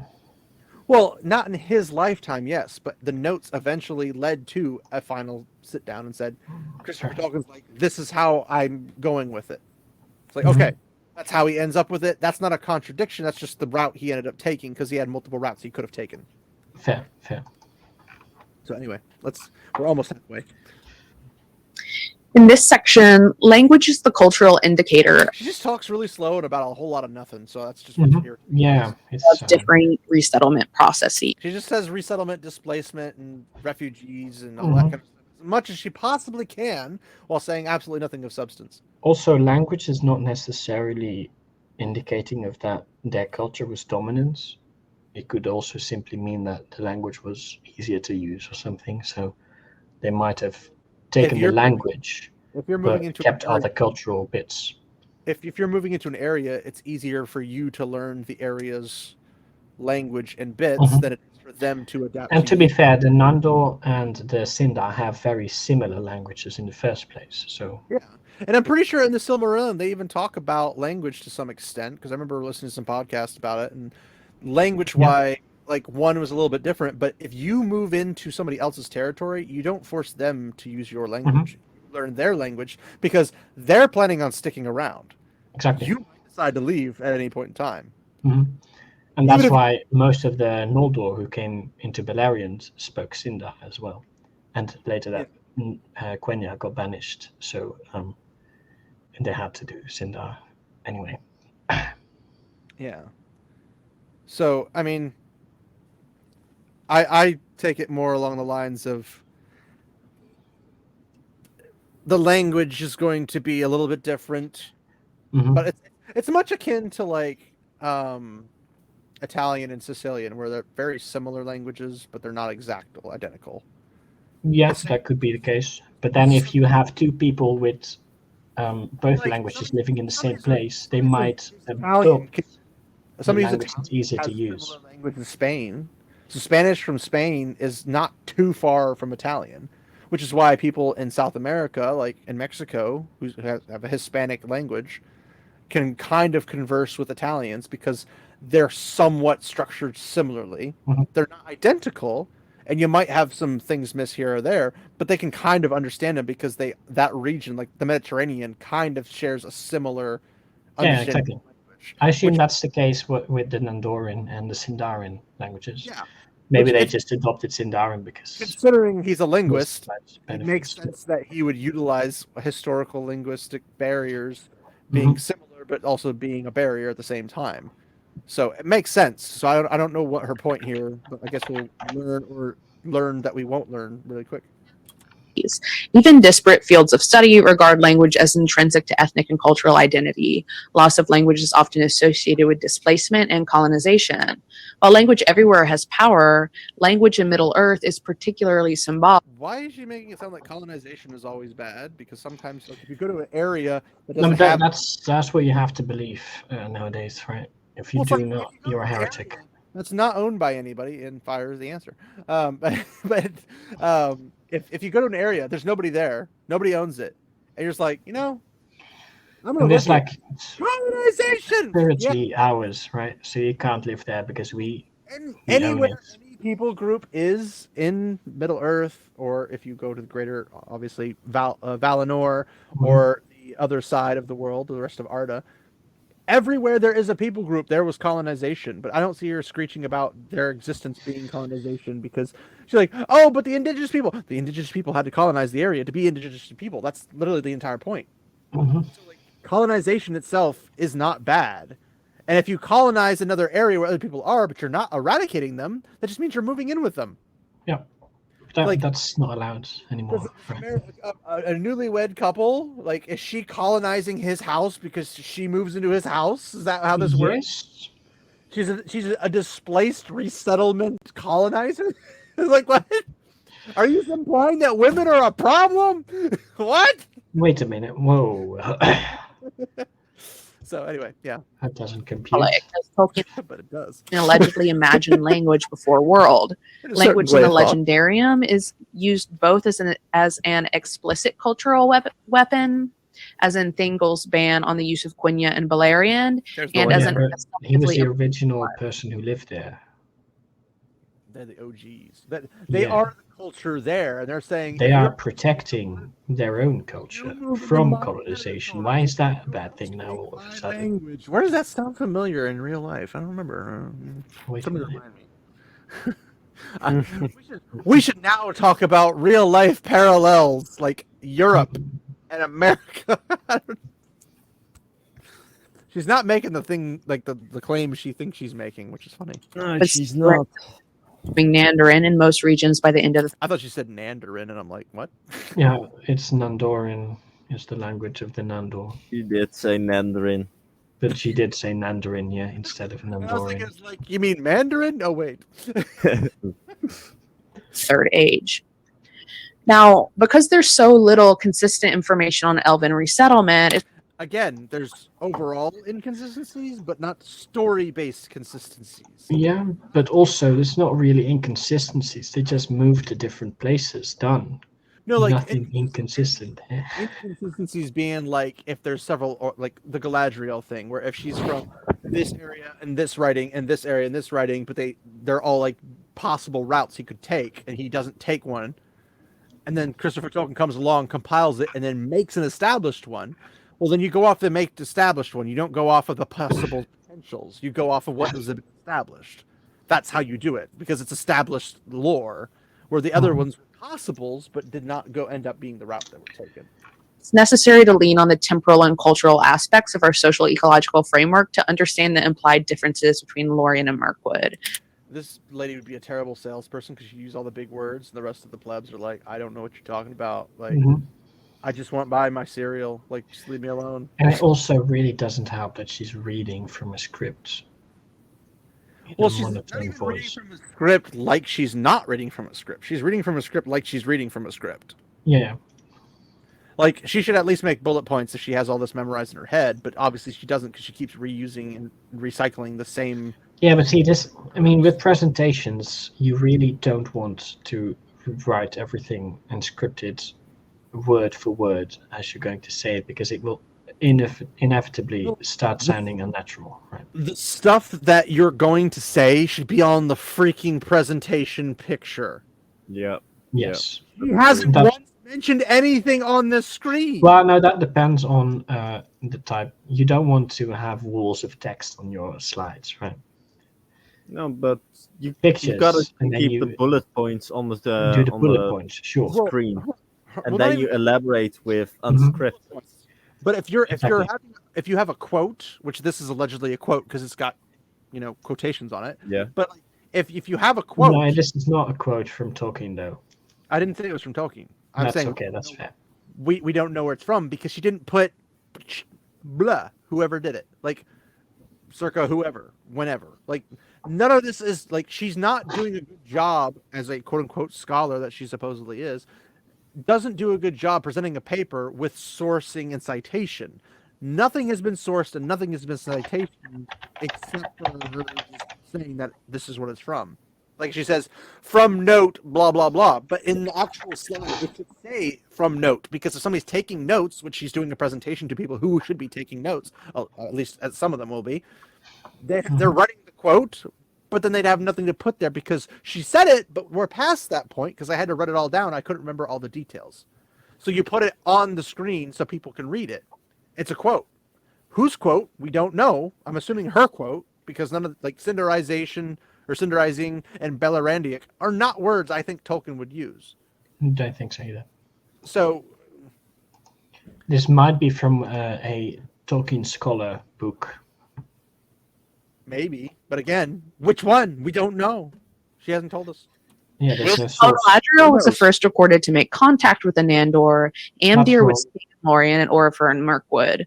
Both. Well, again, she's using every possible outcome of what could have happened through Galadriel's storyline, not the one that could be, sure. But Amdir was king of Lothlorien before Galadriel even arrived. Well, she said made contact with them. So no, with the Nandor. Yeah, she said Galadriel. Yeah, but Amdir is a Sindar. I heard Nandir. Again, I can't tell because she freaking butchers every pronunciation. And I'm not saying I'm much better. I might be butchering some of myself, but like I can't even tell similarities of what she's talking about. I like to think I have a good grasp of the pronunciations in Elvish, but who knows? Things. What are you talking about? Tolkien was European as well, so. Tolkien was not European. Or, he was. Tolkien was talking. I thought talking was, and I was like, talking was not. Tolkien was Mesopotamian at best. But yes, Tolkien was English specifically, not just which is European. I don't know. They're not part of the EU, so take that, sucker. Yeah, anyway, but the EU didn't exist back then. Are they though? Maybe underwater.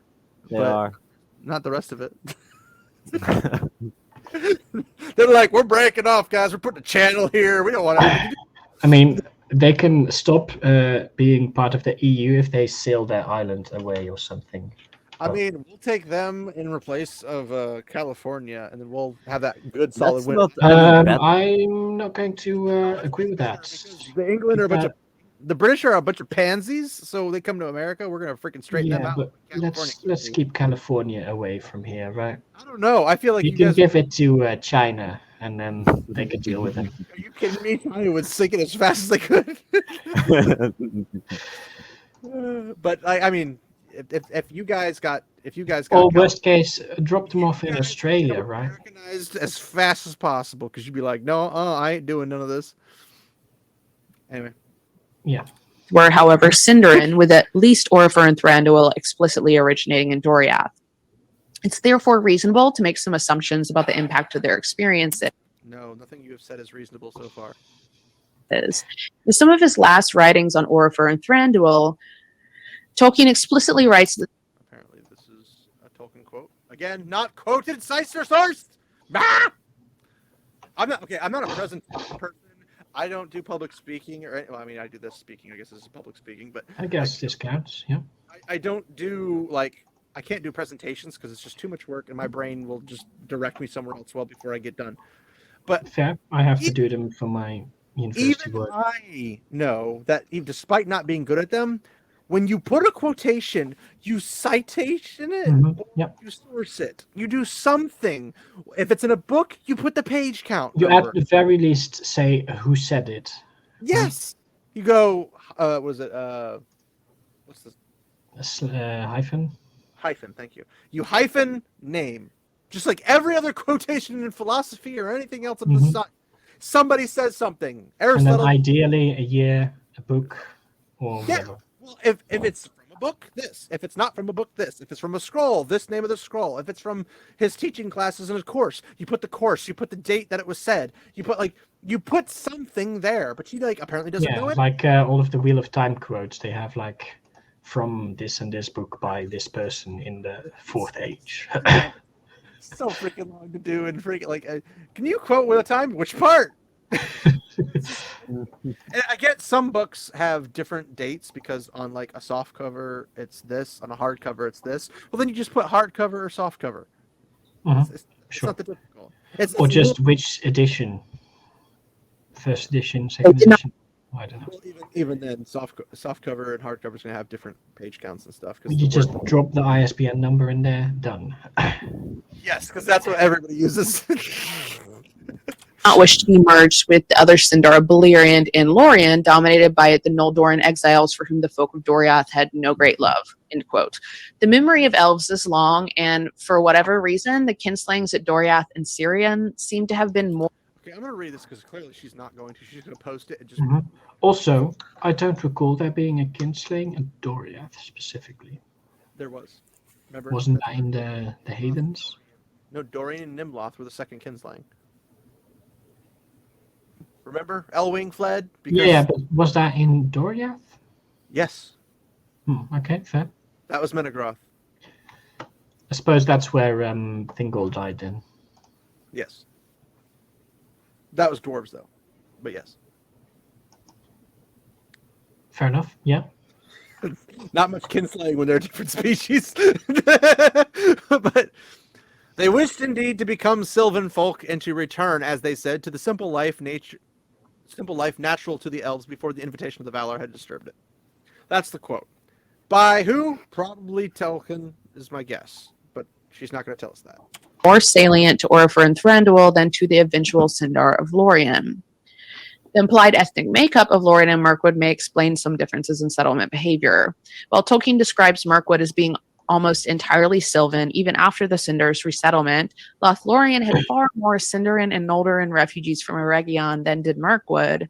Although because there weren't many Sylvan language, one of Tolkien's final philological writings explains that Orifer and the few Sindarin refugees with him assimilated entirely into Sylvan culture, quote, adopting their language and taking names of Sylvan form and style, which we see in the name of Orifer's grandson Legolas, a, quote, dialectical form of the more traditional and pure Sindarin Legolas. A 1972 letter states the elves of Thranduil's realm did not in fact speak Sindarin at all, as originally stated in the latter appendices decades before, but a, quote, related language or dialect. This is in contrast to the Sylvans of Lorien, as another essay from the same time period declared the elves of Lorien all Sindarin speakers, although the language they spoke amongst themselves might have been Sylvan influenced. Ultimately, the Sindar and Noldor of Lorien appear to have merged less with the native Sylvan than did the Sindar of Mirkwood, though the perspectives of wood elves themselves are woefully underrepresented in the legendarium. She's basically just spewing out the travel logs of the elves. Yeah. Yes, travel happened. Yes, people moved. Yes, people had to move because of circumstances. That also, fun fact, I just realized most of the elves in the movies are depicted as having blonde hair. Yeah. But they should mostly have black hair. Why? Because the Sindar were mostly black-haired, and the Nandor were almost entirely black-haired. Only the Vanya had blonde hair, and that's why Galadriel, who is descended from them, has blonde. But the Noldor also were primarily black hair. But Galadriel's a Noldor. Yeah, but Galadriel's mother was a Vanya. Oh, yeah, true. Yeah. Okay. So, yeah. Peter Jackson fucked that up. He probably didn't go that far. He probably didn't care, really, or realize, right? Probably realized, but he also was probably trying to keep him standing out in that regard. Yeah, that's fair. Well, also, hypothetically, because the Vanyar came from the area, and if they had bred interwise with anybody else before they went across to Valinor. Yeah, but that's why it's almost primarily black, not entirely. Yeah, I get that part. And also the Vanya were the least populous of all three. I was going to say blonde, brown, and black would have been all varieties that they could use. I don't think we ever have any description of Thranduil, do we? Maybe. Guess what, boys? Time to check. All right. Yeah. Let's see. Thranduil. Appearance. Does he have an appearance? Appearance. Hair color, golden. Golden. Although the picture of him is brown. I don't get that, but okay. So, golden, is that... Does it have a source, or is it just on the wiki page or something? TolkienGateway.net. It has a source attached to it. It says the Hobbit flies and spiders. So in the Hobbit. Okay, in the Hobbit. Yeah, Hobbits. I suppose that's technically also canon. Technically canon? It's literally the birth of the Legendarium. Yeah, but it was written not entirely with the same audience in mind. So, well, obviously, but that doesn't mean anything else. I just like how the picture they have for it is a guy with blonde hair, and then they go down and there's another picture with brown hair. Sorry, Thranduil with brown hair. And I scroll down, there's a picture with him with blonde hair, and I'm like, wait a minute. Okay. But like most of the other elves that you should see, should have black hair. Well, Legolas has blonde hair, correct? Yeah, but he's a son of Thranduil who has golden. So. Yes, but he's the king of Sylvan elves. Yeah, but he's himself a Sindar. Okay. Well, it says language Sylvan, Sindarin, and Western. Affiliation, last alliance of elves and men. Parentage is Orifer. Child is Legolas. Weaponry is sword, not even a bow. I mean, can't he just use all of them? Thranduil's birth is unknown. Okay, they're going back to Unfinished Tales, which isn't reliable. Orifer's Sindar journeyed east from Doriath afterwards. Ruin, and Thranduil was one of the Sindar who made the journey. Okay, so yeah, he's Sindarin. He's blonde. But I thought you said Sindar was black, main hair color. Yeah, Sindarin were primarily black. Okay, well, I don't know. I don't know what percentage they would break it up into, but maybe that's why they were using those kind of things as the reference points of Legolas was blonde, so they probably use that. Yeah, could be. The Nandor specifically are almost always black-haired.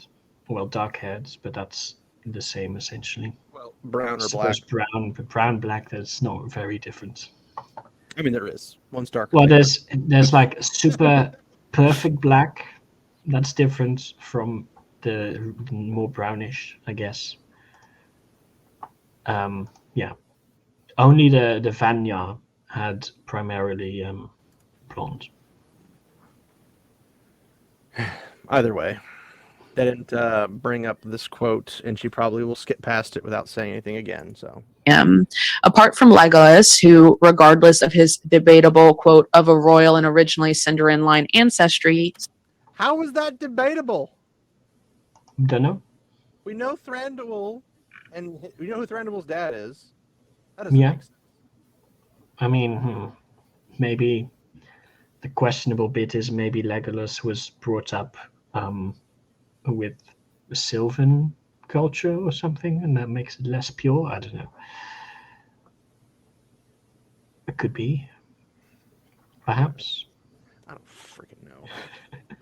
But I mean, it doesn't make sense anyway, so who cares? Well, it's like, okay, Legolas, his dad's Sindarin, so presumably he's at least half Sindarin. And then it's highly debated. How is it debated? It's not debated. It's assumed he's Sindarin because his father was Sindarin, and he came from the Sindarin territories after Doriath fell. But if his father is Sindarin, doesn't that mean he automatically also is? At least half, depending on his mom. But if his mom's also Sindarin, then he's full Sindarin. Yes, maybe. But that's how it works. I mean, yeah. There's debate to be had here, boys. self-identifies as Sylvan. Hold on a second. Keep talking. Okay. Well, I'm just going to listen, maybe, but that doesn't work if it doesn't We're make not sense. allowed to listen and make progress. Yeah. There's some stuff here on the screen, I guess. Yeah, some stuff that's irrelevant, as has been pointed out a few times. Uh-huh. And mouth breathing face in the corner yeah, of the nice. YouTube screen. That's always a bonus, I guess. Maybe. I don't know. Maybe not. But yeah, Thranduil's the Sindarian. Legolas, therefore also, Mm-hmm. probably. I mean, almost certainly, because he's the... Yeah, I don't know what I was going to say. I'm going to assume it makes sense that culture is patriarchal, right? It gets transmitted through the male line. Maybe. Yeah, probably. I think nothing we otherwise. know that his mother died relatively early, so maybe he hasn't even grown up with a mother. Maybe, I don't know. So that gives that extra strength that's claimed, I guess. But about Lothlorien, I'm pretty sure the Nandor that lived there were not many, and only after Galadriel and Celeborn, or maybe their predecessor Amdir and whoever he married or something, after they established the kingdom there, only afterwards did a lot of Nandor go there. And then they mixed and became the Galathrim, which is a mixture, right? It's mixed race, you could say. Yeah. So I'm not sure you can call that colonizing. Of course, Galadriel already existed. So Well, it's colonizing because you're colonizing their genes.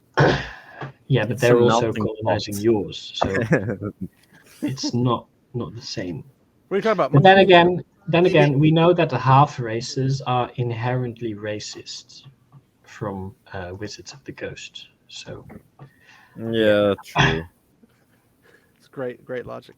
All right, here we go. exactly. A few guards here and there, the only truly Sylvan perspective in all of Tolkien's writings is that of Nimrodel, a Sylvan elf of Lorien. Nimrodel's feelings on the Noldor and Sindarin resettlement and the subsequent dilution of Sylvan culture, even thousands of years after initial contact, provide insights into the disruption of native life in Lorien.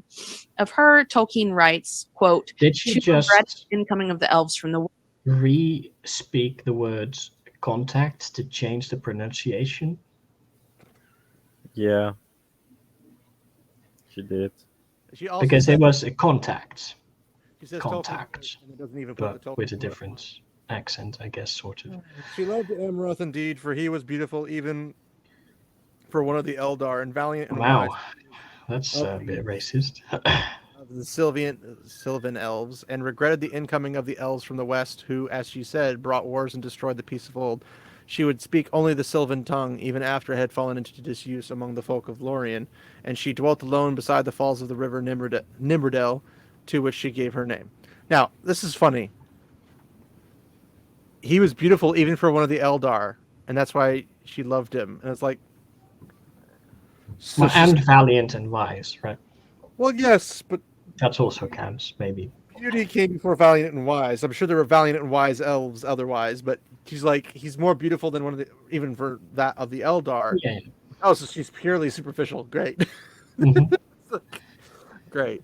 We need more of those. And yeah, sure, I keep speaking Sylvan, that's your right. But just because other people don't, that gives you no reason to hate people, I guess. Well, and then it's like, regretted the incoming of the elves from the west. I mean, this is basically a conservative Sylvan elf, right? Yeah. Not necessarily. Because, again, the conservative position isn't necessarily like, we don't want anybody to come here. No, the conservative position is conserve things. Well, yes, but like, she wants to conserve the elven, Sylvan way of culture and language. And But if peace. people show Don't up forget and, And peace, yeah, sure, and that's what I'm saying is probably like, some other stuff. she's only upset because of what And they I bring. thought conservatives were supposed to be evil, right? I mean, they kind of are if you think about it. Like, I mean, how dare they not let everybody else come ruin what they got? Exactly, yeah. But if So we go, why are we listening to Nimrodel here? I thought that was not supposed to be happening. well, because clearly they're talking out of both sides of their mouths. That's how this True, works. true, I guess. West, who, as she said, brought wars and destroyed the peace of old. See, she's right because she's peace. They're war. No, but That's it's a piece of old. Yeah, well, that's the old peace. It's been around for forever. Mhm. They brought war and destruction. Don't you remember? We must let the past die, or kill it if we have to. Star Wars lore and Tolkien. Got it. Who would speak only the Sylvan tongue, even after it had fallen into disuse. No, it's Elendil that says this in Rings of Power. She's a bigot. Well, no, the exact quote you said was, what's his face? Yeah, Han Solo. Elendil says that No, in Rings of Han Power. Solo's kid. That was a different one. That was a different quote. The Was it quote, different? the quote you said specifically is from Star Wars. It's from It's even in the trailer of Rings of Adam Power. Driver. It's from Adam Driver. Why am I forgetting his name? He's forgettable. Who's Adam Driver's character in Star Wars? I don't know. Oh my gosh. Why am I struggling? Kylo Ren. Kylo Ren is just like, let the past die. Kill it if you have to. That's Fair the enough. line. But I'm pretty sure it's also... There's a similar line, but you're thinking from Elendil. Yeah, Elendil, when talking to Elendil Isildur, says- says something. It's like, we I either thought it was move the same. forward- He says we either move forward or we die in the past or something like that. He had a weird variation of it, but it's the same concept. You just said it like Sure. it was Tolkien, and I was like, that's Star Wars. I thought it was the same quote that Isildur said, but Elendil, but maybe not. They slightly changed it. I have maybe purged It's the Rings same- of Power it's from my the same mind a bit too thought much. process, but it's the different fantasy versus sci-fi. Curiously, even though Amroth merges with Sylvan culture, which he did, quote, because of his love for Nimrodel, and the name he uses is Sylvan influenced, there is a repeatedly stated loss of language in Lorien. It's possible that diverse reasons for migration outside of refugee-related flight complicate these outcomes. Wait, is she saying that having people migrate into a territory is a bad thing? Yes. Yes, she is. How progressive. Wait a moment. What about all the illegal migrants? Well, remember remember those evil conservatives? Yeah? You mean Nimrodel? They don't want all those immigrants. Oh wait, no. They don't want those illegal immigrants. Oh, okay. My bad. Wait a minute. My bad. The Noldor returned to Valinor at the end of the First Age. Some later settled in Lorien. However, Galadriel's initial motivation for migrating from Valinor complicates matters, for she first thought to leave Valinor before any of the discontent. Later, though she swore no oaths, quote, the words of Feanor concerning Middle-earth had kindled in her heart, for she yearned to see the wide unguarded lands and to rule there a realm at her own will. Imperialist. Yeah. Galadriel's supposed to be the hero in Rings of Power. Yes. Yeah, but I mean, she has the exact same frame of mind there, right? She's an imperialist colonizer. What are you talking about? Upon arriving in Middle-earth, however, Galadriel missed Valinor and reminisced often. Still, she I left paradise. I miss it. You think? Wow, yeah. But also, having a realm of your own is not necessarily imperialist. It's just, this is my place. Everyone I has a made room it. of their own. It's called a room in the house. Yeah. Yeah. Exactly. basically Even you poor Europeans have your realms. The little piss hole in the backyard.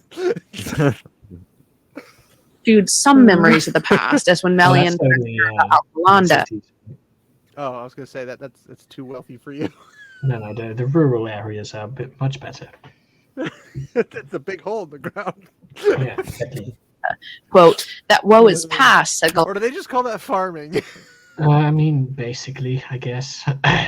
You poop for fertilization. You piss for watering. Galadriel, and I would take what joy is left here, untroubled by memory. However, like Orifer, Galadriel does not leave memory behind. When she does eventually settle permanently in Lorien, Tolkien wrote this. She doesn't settle permanently because Yeah. she leaves Lorien. Also, why would you leave memory behind? Only stupid people think the past is Only useless. colonizers hold on to memory. The others But don't. wait a moment. Why are we then trying to protect native memory? I don't know. Wait You know a that? moment. It doesn't make any sense. You're bigot. This is a Tolkien scholar with the highest regards. What is wrong with you? Well, I reject that premise. I don't deny your authority. I reject its existence entirely. Yes. Quote, she had endeavored to make Lorien a refuge and an island of peace and beauty, a memorial of ancient days. Further, Tolkien's conception Is of that the bad? origin name. What? Why is it bad to make Lothlorien into a memorial of peace and beautiful ancient days? Well, because that's the memory of peace, and that's a colonizer's thing. So you have to be traditional. Yeah, but isn't that exactly what also Nimrodel wanted? No, it's a Pandarian idea of peace, not the Sylvan. That's I the see. distinction. Yeah. Okay. The difference in peace is one is forced. I mean, it's a Beleriandic the other one is already there. colonizing idea. Okay. It's the colonizer piece versus the non-colonizer piece. The non-colonizer piece doesn't colonize; they just are there naturally. They grew out of the holes in the ground. You know, like spring out of holes in the ground. They sprouted. They were harvest, and then they became elves, and then that's where they were. They're indigenous to the literal soil. Whereas the Noldor are colonizers because their idea of peace is no war, just like the Sylvans. But the Sylvans are like, but our peace was natural because we didn't have war. It's like until it came on your doorstep, then you did have war, and then thus you have the same peace, but it's totally different because one's colonizer, one's not. I'm glad I cleared that up for you. From many other discussions of the names of the Lothlorien, to some extent at variance among themselves, it emerges that all the later names were probably due to Galadriel herself, combining different elements: Laure, Gold, Nan, Valley, Dor, Land, Tin, Sing, and in Laurelindorinian, Valley of the Singing Gold, which Treebeard told the hobbits was the earlier name, deliberately echoing the name of the golden tree Laurelin that grew in Valinor. No citation or sourcing. Definitely not from the books. Lorien changes over time and across narrators. You're muted, by the way, Sage. Okay, fair enough. It's simply called Laurelindorinen because the trees there have golden leaves. Oh, they're singing gold, clearly. The trees sing clearly. Yeah, okay, sure. I don't know where the singing comes from, but the gold is because of the trees. The Entwives, clearly. What's wrong with you? No, those are they've gone. We don't know where they are. They left, but before they left, they were singing gold. Could be. Yeah, sure. Or I'll take even it. better, the Valley of Singing Gold. It's their golden hair that was singing because they're Sindarin, and Sindarin have blonde hair. Citation and source: Thranduil. Original name of I can do this all day. Lothlorien was allegedly Lindorinand, a word of Nandarin or Sylvan origin, referencing the word they used to refer to themselves, and Nandarin the Lindi. I do find that's what this entire thing is like super important to her, but I don't know why, because it wasn't super important to Tolkien, even though he did go into detail. Well, I mean, I suppose the language parts were important to Tolkien. Well, for the origin, like how it came to be, it making sense for the mythos and all that. Yeah. But like, well, this person moved here and colonized this area, and this merged into this, and this merged into that. It's like the fact that it happened. Yeah, it's a problem because being like an she assessor is apparently opposed to people, not staying where they belong. So she's a genocidal maniac, is what you're saying. I suppose, yes. Because only a genocidal maniac would be like, no, you can't find safety and peace. You must die to Melkor or Morgoth. Yeah. Because there's no place for you anywhere else. And if she's that, she's anti-immigration, which means she hates people of color. No. Wow. Based. What? And roughly translating to Vale of the Land of the Singers. Another possible Mandarin name for Lothlorien is Lorinand, or Valley of Gold. Whether this name emerged among the Sylvan prior to or after contact, though, is unclear. Why would you name it the However- Valley of Gold if it wasn't referring to anything golden there? Or singing. Well, or singing, sure, but Maybe they sing to the trees through golden hair, and then that means they're the Valley of Singing. could be. But this argument is so stupid. Oh my god. It's stupid. What are you talking about? We're 17 and a half. Yeah, no, but this one especially. Anything of value. She hasn't even made her own point yet. Oh, that's true.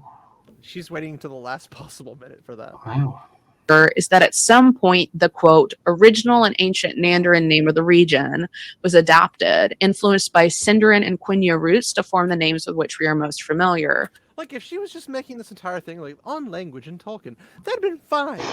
And as long as she used the correct information and everything, and she cited and sourced all of her crap, then this would be a great thing. But she's not doing that. She's trying to tie in language with colonization. Yeah. Which doesn't make any sense. Interestingly, humans call it often the Golden Wood, which also has gold in it. Yep, it's singing, so it doesn't count. That's fair. Treebeard calls it Dream Flower, apparently, which is an interesting He name. doesn't dream. He's always awake. Lothlorien and Lothlorien. Tolkien And besides, it'd be too long. It would take him like a year and a half to say that one word. True. highlights the name's post-contact connection to Valinor repeatedly. And Christopher Tolkien writes, quote, "It emerges that all the later names after contact were probably due to Galadriel herself." While Probably, Galadriel's but not power necessarily. experiences as a high elf is uncontestable, the influence of the Noldor and Lorien is also undeniable.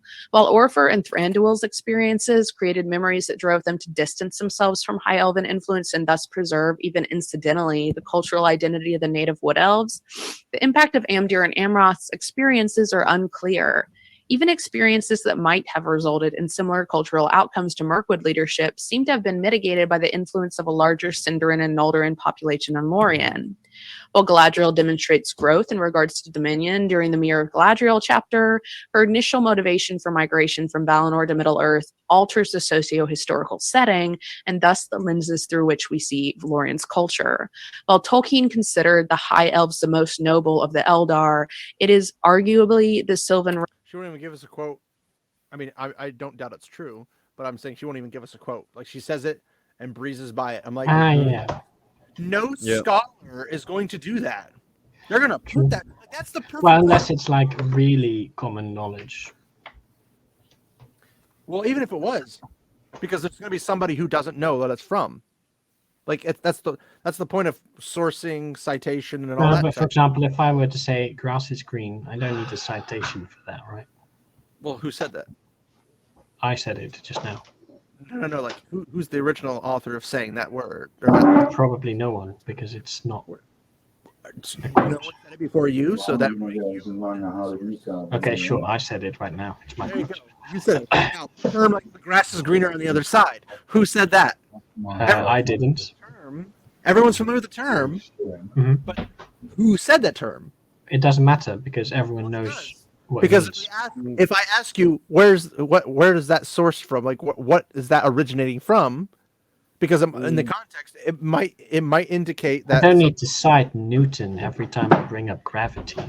It depends on the context. Like if you say, "Oh yeah, the origins of the can be attributed to," that's the context you're talking about. But you in would say a something paper, you can perfectly say about the common thing, the idiom or the colloquial saying, "The grass is greener on the other side." And But if that doesn't need to be cited.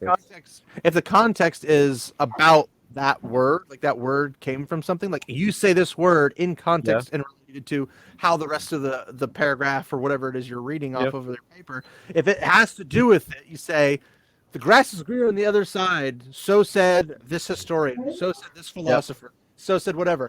Like if she's saying this stuff, not every person person who is familiar with Lord of the Rings or The Hobbit is familiar with the Silmaril, or is familiar with all the other things, the billion of other books that are up here that Tolkien has written. Sure, if it's an actual quote, of course you want to put in But the she thing. said, so says Tolkien, but she doesn't even put the slide up that says the thing when that's the perfect time to put that quote up on the screen. I guess. But quoting, putting a source is not necessarily always required when you make a claim. At least from my perspective in physics, right? If you were just saying like, oh yeah, just like the grass is green on the other side, but it has nothing to do with the context, then sure. Yeah, but even if I were to say, for example, the equation for electrical attraction force is blah, blah, blah, blah, blah.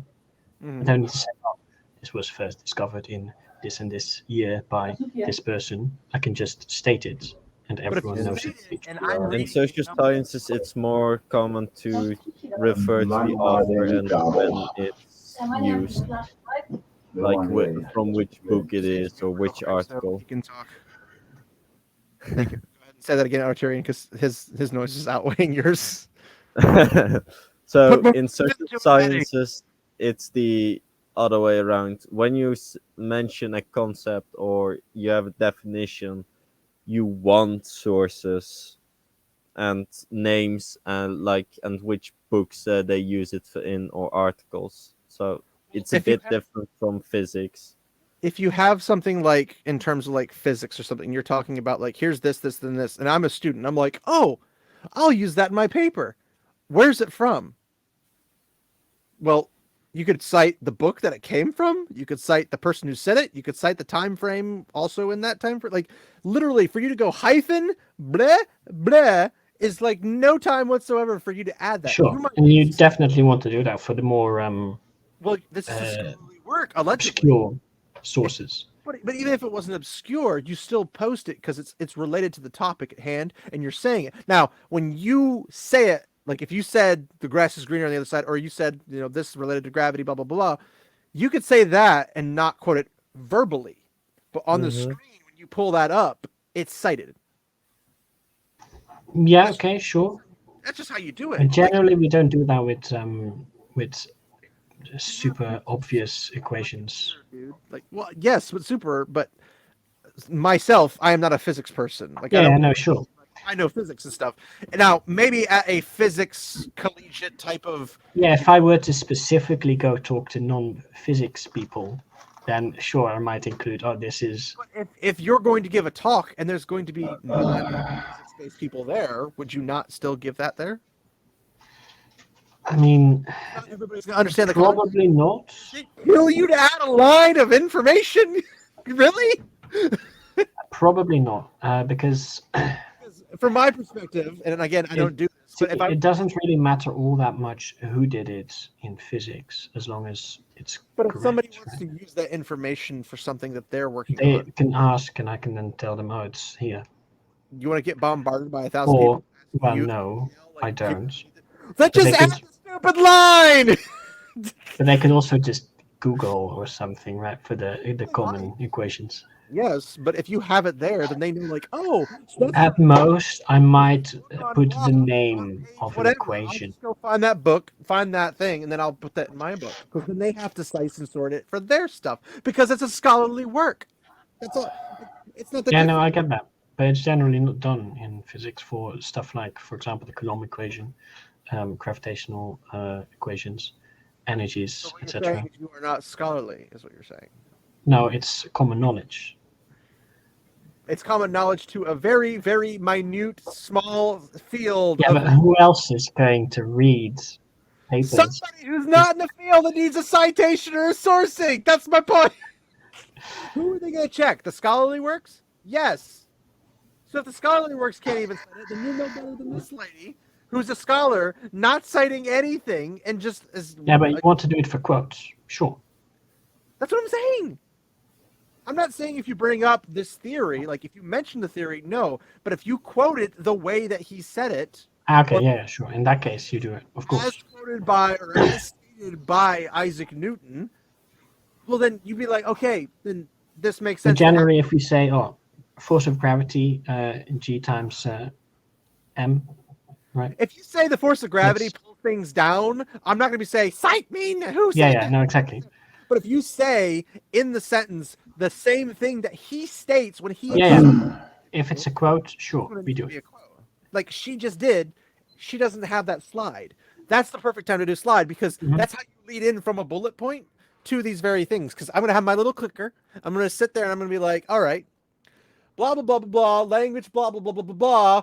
And I'll be like, just like Tolkien said, click, pulls up the thing on my screen, and be like, see the quote. It relates to the previous thing I talked about, but it's a quote. Here's my citation or my sourcing. Here's the person who said it. Here's where they said it. Here's what page they said it on. Here's how they sneezed in the middle of the night when they went to their bathroom break. Like, you give details, man. Like, Sure. those kind of things. She literally just did it. And not actually, do it. how many slides does this person have? It doesn't show the taskbar, so like the previous one. She has half a brain when it comes to presentation. The other half forgot that citation is needed. Yes. Because otherwise, if you state that kind of stuff and you're like, I'm making this point, I'm going to make this claim, I'm going to make the whatever, but I'm not going to citation it, then I'm going to be like, well, I don't know if that's necessarily true in the way you said it was. So I need some citation. I'm going to ask you for citation, whether it be in a Q&A afterwards or whatever. But if that's the case, why would you not just put it in there? Again, only for direct quotes. Direct quotes, sure, always. That's a little different because you're saying like I'm paraphrasing is one thing because you're not giving the actual quote. But if you're like I'm going to quote, like she says, such as when this person said X, and then goes through and reads all this. I'm like, well, who said it? Well, this was Nandareth. And so I suppose I should maybe not have mentioned this in the context of equations. Maybe. Yeah. Maybe.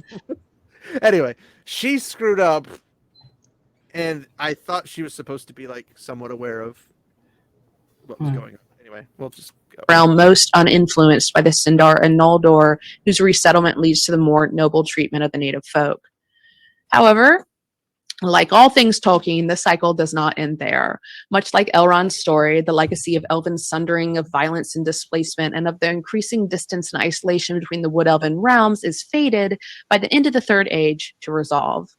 At the height of the War of the Ring, Celeborn and Galadriel fight the forces of evil in Dol Guldur in southern Mirkwood, while Thranduil defends the north. Though Mirkwood burns despite victory, Celeborn and Thranduil meet to reunite the sundered woodland realms as Aaron Loscalin and East Lorien, and the wood is lifted out of darkness.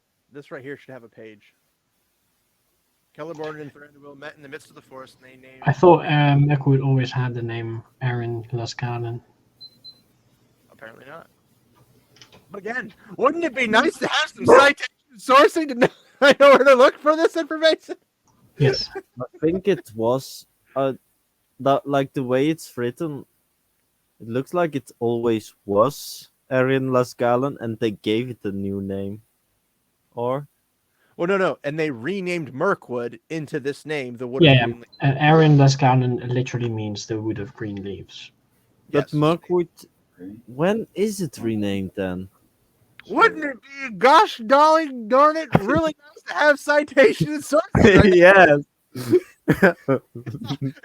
But it was definitely known as Aaron Lascalin before the Third Age. I'm sure of that. Or maybe it was a slight variation of that name. Mirkwood's just the name it got after Dol Guldur influenced and corrupted it. Yeah, but I thought the common tongue was like and then obviously. No, it's called Greenwood or something. Well, the Greenwood, but yes. So I suppose that would then be Aaron Galen instead of Las Galen, because there's no mention of leaves. Maybe, I don't know. Maybe the leaves weren't there in the forest before. I don't know. So source.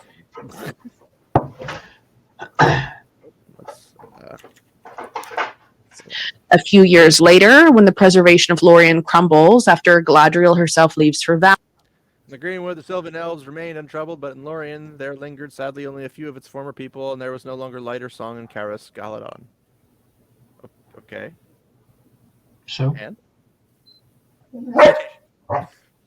Eleanor, after Celeborn moves to Imladris to live with Elrond's sons, elves continue to make East Lorien in the south of Mirkwood and Aaron Loscalin their home. she's basically just talking about their vacationing habits. Like, what is the point in any of this? Like, and so Celeborn decided, I'm going to move from Mirkwood and Thranduil, and I'm going to go down here to Lorien with Elrond's son, and we're going to do this. And I'm like, cool story, bro. What's your point? also, if Mirkwood burned down, why would they call it the Wood of Green Leaves afterwards? Wouldn't it be the burned down forest that they would rename it to?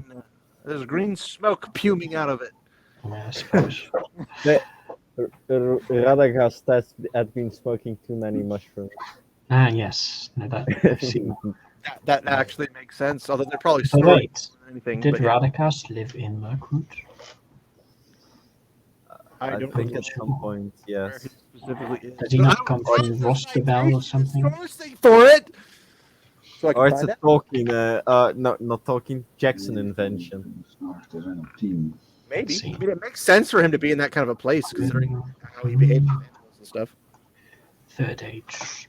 Right. Meanwhile, even farther south, a son of Mirkwood, Legolas, who stood and survived with the descendant of Elros on that. Legolas came south again. He brought many of his people from Greenwood the Great, and they said it was Okay. So Radagast was never much of a traveler, apparently, and he settled down and dwelt for a time at Rosgobel, somewhere between the Carrick and the Old Forest where Roads. rabbits come from.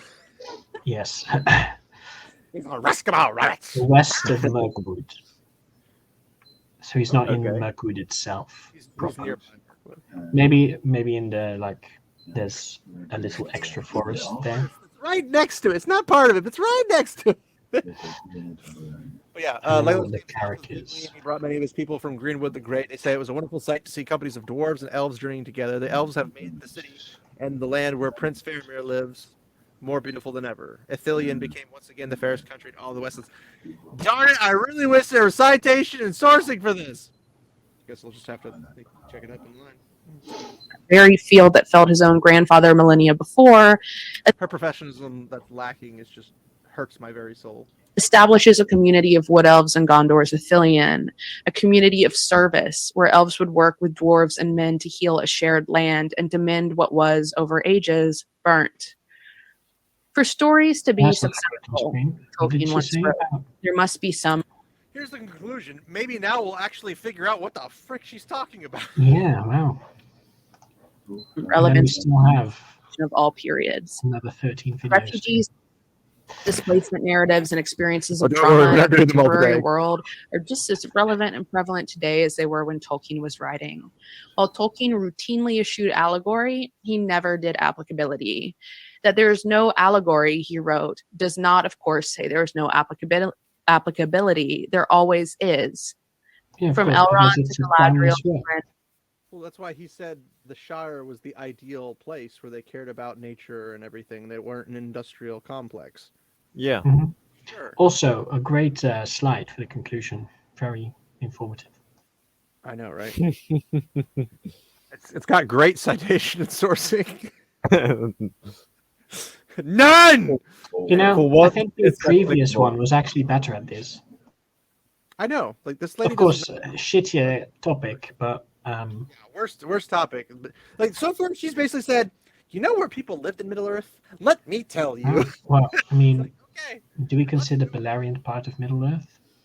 Well, I mean, Middle Earth is in the other side of Arda, Yeah, okay, fair. not the non-Valinor side. But this is like, let me tell you about all this stuff without citation or sourcing. Thank you for coming. Through all their family trees Thank you for coming to my TED Talk. and back again, I think it's safe to conclude that the burnt It is not safe to conclude anything because you haven't gotten to any conclusion of any sort or any point. You haven't even made an argument. Actually, from what she just started saying, I think her conclusion is the quote that has a different meaning on different contexts. Well, So it's like, it's still useless. I read it, I thought it, therefore it is the kind of her thing, Mhm. I guess. hand does in fact teach most about about fire, even as embedded as each individual. I still don't know where fire came into this conclusion until Mirkwood actually even talked. Yeah, I I guess. think it's on fire yet, and then all of a sudden, no, it's on fire. I was like, And okay. there's the burned hand quote again, which I I don't like think means what she thinks it means. Explained with context.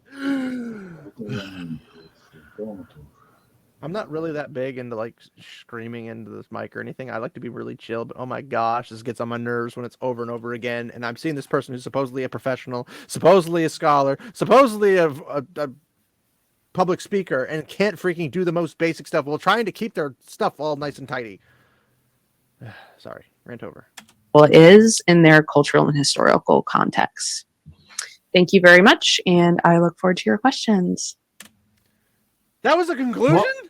Well, the conclusion was, yes, if There you was one burn sentence. your hands, you know about fire. That wasn't even a paragraph. I have no idea what we're concluding. Maybe No. that's why there's only conclusion on the slides, right? About the Because there's migration nothing. patterns of geese in Middle Earth. We haven't done anything else. Actually, this was a waste. what about the ecological frameworks? I don't think that was ever mentioned. Nothing. Go ahead. What did you say, Sage? What about the ecological frameworks? I don't recall anything about that being mentioned. Well, the social ecological. Like how did the Yeah, but it doesn't say socio-ecological. It says just ecological. no she mentioned that in her thing because citation and sourcing. but- Okay, fair enough. The title. Imagine making the title of your Accurate to what video you're talking about. the Yes. same as your actual meaning. Wow. It would get too long, and then she'd forget to say where she got it from. Yeah. I'm upset right now. I am Yeah. literally. Why did we watch this again? I have no idea. Anyone at the Tolkien Society want to watch this? I'm okay. There's got to be at least 5.5 minutes of questions. I want to know what these questions are because they're gonna be like, "What are you on about?" This is gonna be the best one I hear. I'm betting there will only be like 1 to 2 questions, Probably. I mean, it's 5.5 which will minutes. not be answered. Oh, here we go. This is not just Okay. Same video. Pause there real quick. I'm gonna mute myself real. That was a question. And yeah, I already forgot the question, so I couldn't answer it. All right. Let me go back. Okay, this is the guy I guess running it. So Super. Well, I'd now like to invite Elizabeth herself. So, Elizabeth, if you're here, could you join us, please? Hello. Hi. Hello. Thank you so much. so wait, she recorded that and played it?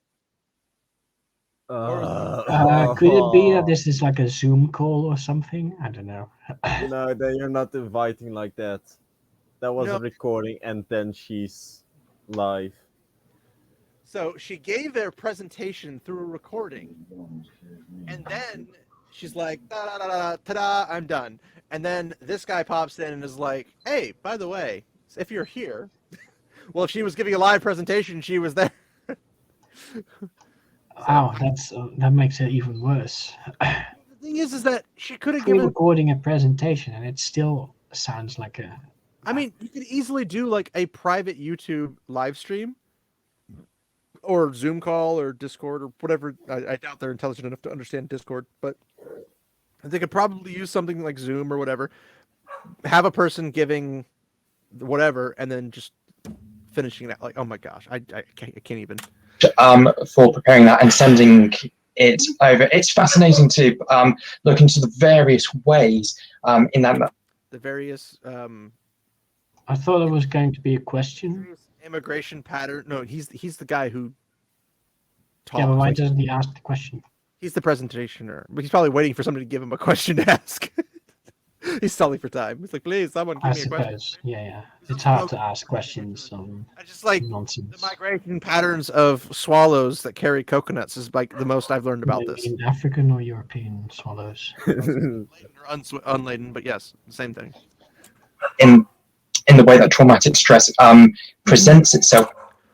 What did we learn about traumatic? I don't learn anything about traumatic stress in this entire thing, except that people like, oh, No, it's traumatic move. See, Elrond heals people, so that's because he had trauma. But it's something. like, hey, I had traumatic stress, therefore I'm going to move. That's literally what I learned. That's the entirety of the argument. That's Oh. Come on, Arturian, out with it. Out with it. Let I'm him- dying. That was so the traumatic stress. That was like 4 minutes out of the 20-minute presentation. 21 minutes. So 4 minutes was on traumatic stress, which And the wasn't rest was even properly colonization. explained. A conversation with just went- because it was all recorded. It was nobody watching her. She Nice. just rambled about, oh yeah, generational, this happened. No sources, no discussion. No, basically it said, oh, something bad happened to everyone in the family tree that we saw. Something bad happened, and then Therefore, trauma. But Elrond managed to get above it, which is And why Elrond he recovered. lives. Yes. That's about it. that's about it. Yeah. No, No. it was about how the trauma affected their rule, and specifically Elrond was now running a refuge for people who got chased away, right? So But that's even that how refuge- that is seen as the result of the traumatic experience of Elrond. That word of refuge. It that's doesn't being really taken make so all out that of much sense. context. It's the old English again, like queer folk about. Yeah, What do you have in the modern? Oh, God. it doesn't make any sense as an argument, but that was When they take the a word core. like queer, which means to be strange or to be different or something like that, and then they're changing it into, oh, they mean LGBTQ plus whatever. Mhm. Yes, and similarly, if you say gay as happy, that's now also LGBTQI. It means same sex for reasons unknown. Specifically male same sex, I guess, because Yeah, it's because people used to refer to them as gay because they had a specific way of they were happy. I guess. behavior, right? They were like, I don't know, exaggeratingly happy, maybe. Yeah. Wasn't one of the terms of abuse happy slapping? Maybe that's how it got in. I don't know. Oh, that sounds like it would be a great story to tell your children. Throughout its legendarium. Now, we do have a range of questions. That seems They're going to be answered really unlikely. quick with the most. Yeah, but very- we already wasted a minute of the 5, so that's less questions, We're I at guess. 5, so we're at 5 minutes. We have 5 minutes for multiple questions. Let's see how they pull this Come off. on. So we're going to dive straight into them. Okay. So the first question. She changed. Clearly, an excellent presenter. Yes, Except- but also he said we go straight into them after talking for a minute Come on. about Come on, questions. let us go straight into them. Let's dive in, people. It's with regards to the point about PTSD sufferers turning to service. So what? Have y'all ever experienced PTSD and then be like, you know what? I need to serve somebody else for the rest of my life. Yes, No. he means, well, he maybe not, but the question, the phrase rather, means service as in helping people come over their own trauma. I mean, some people do. I don't think everybody does. This in part explained Frodo becoming deputy mayor until Will Whitfoot had recovered from imprisonment. I doubt that's part of I think it. that's a really interesting question. It's an interesting question because you don't have an interesting answer. What was the question? The question is, no, I don't remember. Is It it was- the question was asking about PTSD and servitude, where Frodo becomes a temporary. Oh yeah, Frodo became Okay, mayor. but temporary what That is the apparently question was- about that? It sounded like a statement. Yeah, it sounded like a statement as well. I think maybe the question is, was this also the case for Frodo? Because of this, I think he did. The I people don't know. watching this are just as foolish as she is. Yep. I mean, somebody What- actually. Also, why is becoming mayor? How does that relate to PTSD? Well, a mayor is supposed to be a servant, and since Well, yeah, sure, servant, but he had a traumatic experience of taking the ring to Mordor. yeah, he saw a bunch of Nazgul. the urge Right. to be part of this, political sphere. But Thus, all politicians that are trying to get all that government welfare and all those systems put in wait a place moment. suck out more of your tax dollars. Those guys are just servants because they had traumatic experiences when they were young. What is the I'm trauma not sure of there's a link Mary between and trauma. Pippin and Sam then in Well, they never comparison? experienced trauma. They didn't have to carry the ring. They were all perfectly happy at the end. Yeah, they totally didn't almost die multiple times. You know, whatever. No. I do think it's important to note that not everyone who with post-traumatic stress disorder is going to have the same response. So like Kind of an important thing you should probably start out with Yeah. in your presentation. No, I think he did mention that. who turn to service is one part of that multifinality. But I do think that's an interesting point because you have Will Whitfoot, who is also assuredly having experienced trauma, being locked up. And so he's recovering from that while Frodo is. I feel like her definition of trauma is like anything that bad happens to you. It's like Yeah. when I was a Yeah. child, my mom took my ice cream cone away from me because I didn't do the dishes like I was supposed to. I am traumatized, therefore I must be a servant to all. And then we're back to It Deshane. makes no sense. It really doesn't. Serving, and he's already had time to recover and Well, then you know what they say: mental health is an issue, and boy, is it big here. Yeah. Ooh. Condor. And so I would assume that it's quite Assumptions, man, that's a great thing you should take as a presenter of applying traumatic stress and ecological frameworks, which would be societal frameworks in Tolkien's Middle Earth. possible, but I can't make any specific. You can't give any specific answers to that, but it's a really interesting observation. Yeah, because it's. Thank you. And then we've got another question asking, do you have thoughts on how Elrond's own family history and his experiences of trauma and what he makes of it might influence his own children, such as Arwen, and foster children, such as Aragorn? What are your thoughts on how trauma carries through that line? No, it doesn't. How gay British people are. I can. Yeah, I can agree with that. Anyway, so I feel like our discussion about Elrond's history and the half-elven thing was way more interesting. Yeah, I agree. Anything that this whole presentation has given us, like at Yeah. all. Yeah, it has been. And we actually pulled up citations and stuff. We said, "Oh, it's from this thing in this book," or we actually did. We're not even doing the presentation. We did more presentations than this. We were only missing the slides. I think that's a really interesting question, and it's one Another interesting question she doesn't have an answer to because it's interesting. Because there's no reason to think it would affect anything. I definitely thought a lot about while I was working on this paper. Yeah, maybe Elrond There's doesn't a lot she really thought about when she wrote this paper because she didn't. think on about his traumatic experience, if you could even call it such. What do I say if I got a traumatic experience for her paper? After all, Elrond may have seen some shit, but he hasn't seen what Galadriel has seen. And not just once, twice. But there wasn't really a place for it. I think that I bet she's a Rings of Power fan. Probably, yes. something that's She's like, "Yeah, Slay Queen. That was just like my paper, Galadriel." Oh. Exactly. That's how I feel.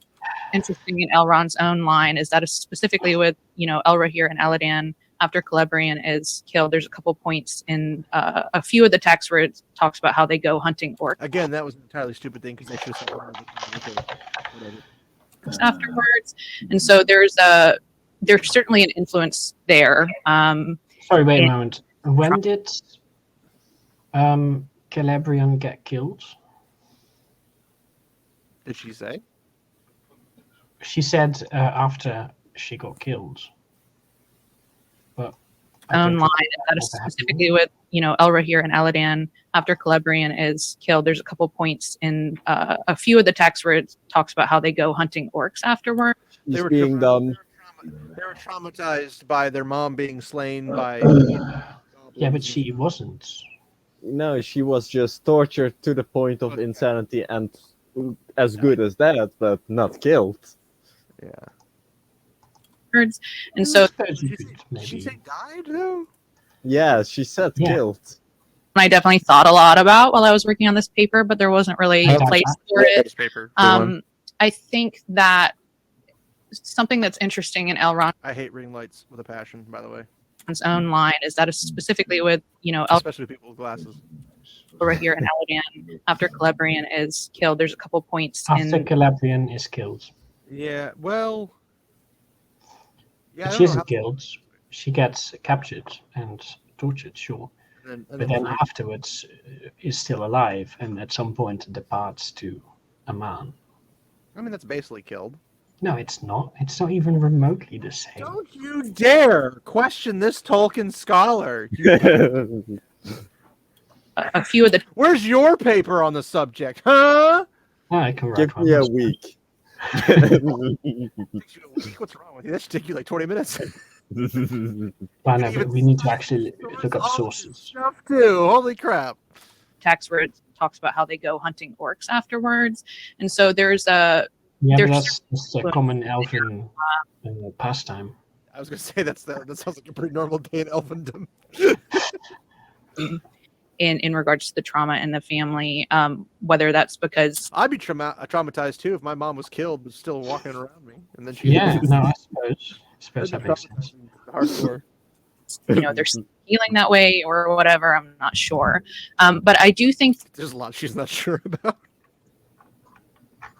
that Elrond's ability to and this is just applying what I know about trauma to this. I'm not saying it's the I answer. don't think she knows anything about trauma, honestly.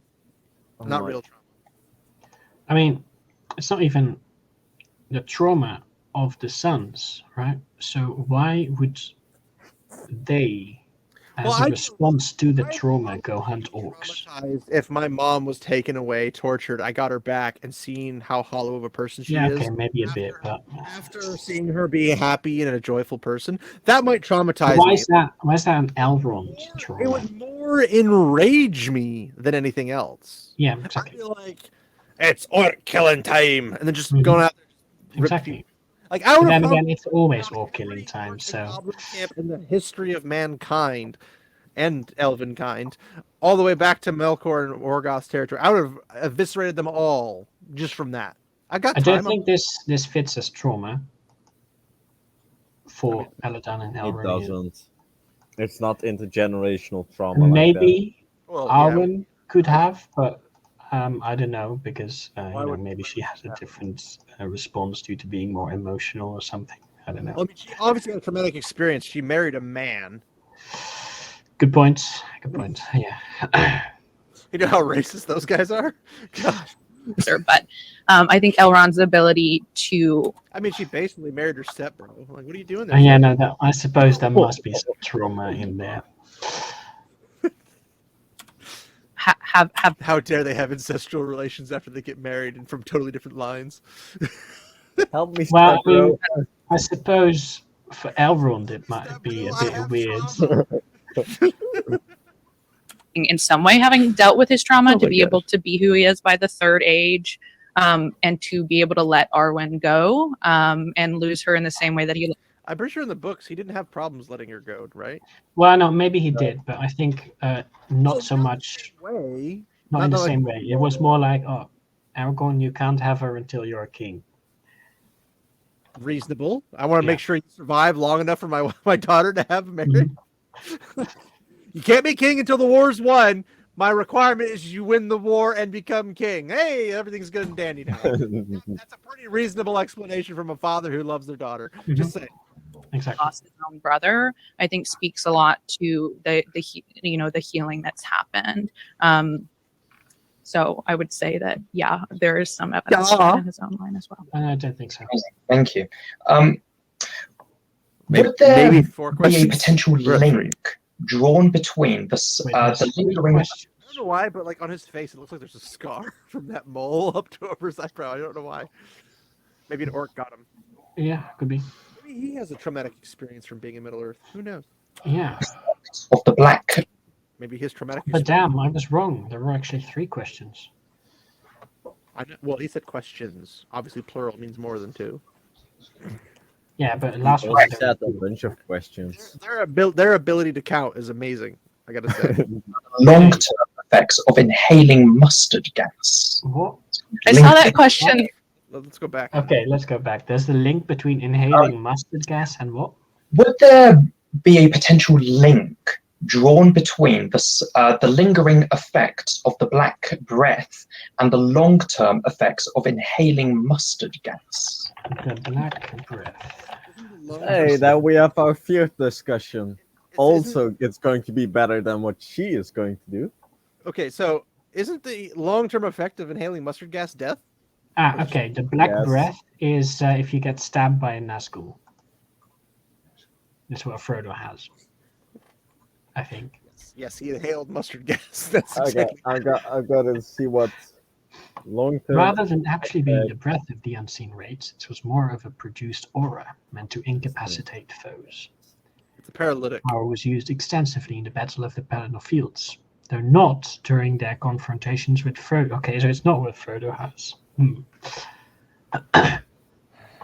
In a mild form, the black breath could cause a brief period of unconsciousness accompanied by bad dreams and a state of agitation upon being woken.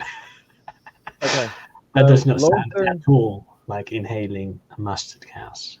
Long-term health effects. Exposure to sulfur mustard usually is not fatal. When it was used in World War One, it killed fewer than 5% of the people who were exposed and got medical care. Skin exposure to sulfur mustard may produce second and third degree burns, skin scarring, pigment changes, and skin cancer. Eye exposure may result in temporary or permanent eye injury. Inhalation may result in loss of taste and smell, chronic respiratory disease, recurrent respiratory infections, and possibly respiratory cancers. So From Yeah. the cdc.gov. So basically, you just die from the Nazgul version.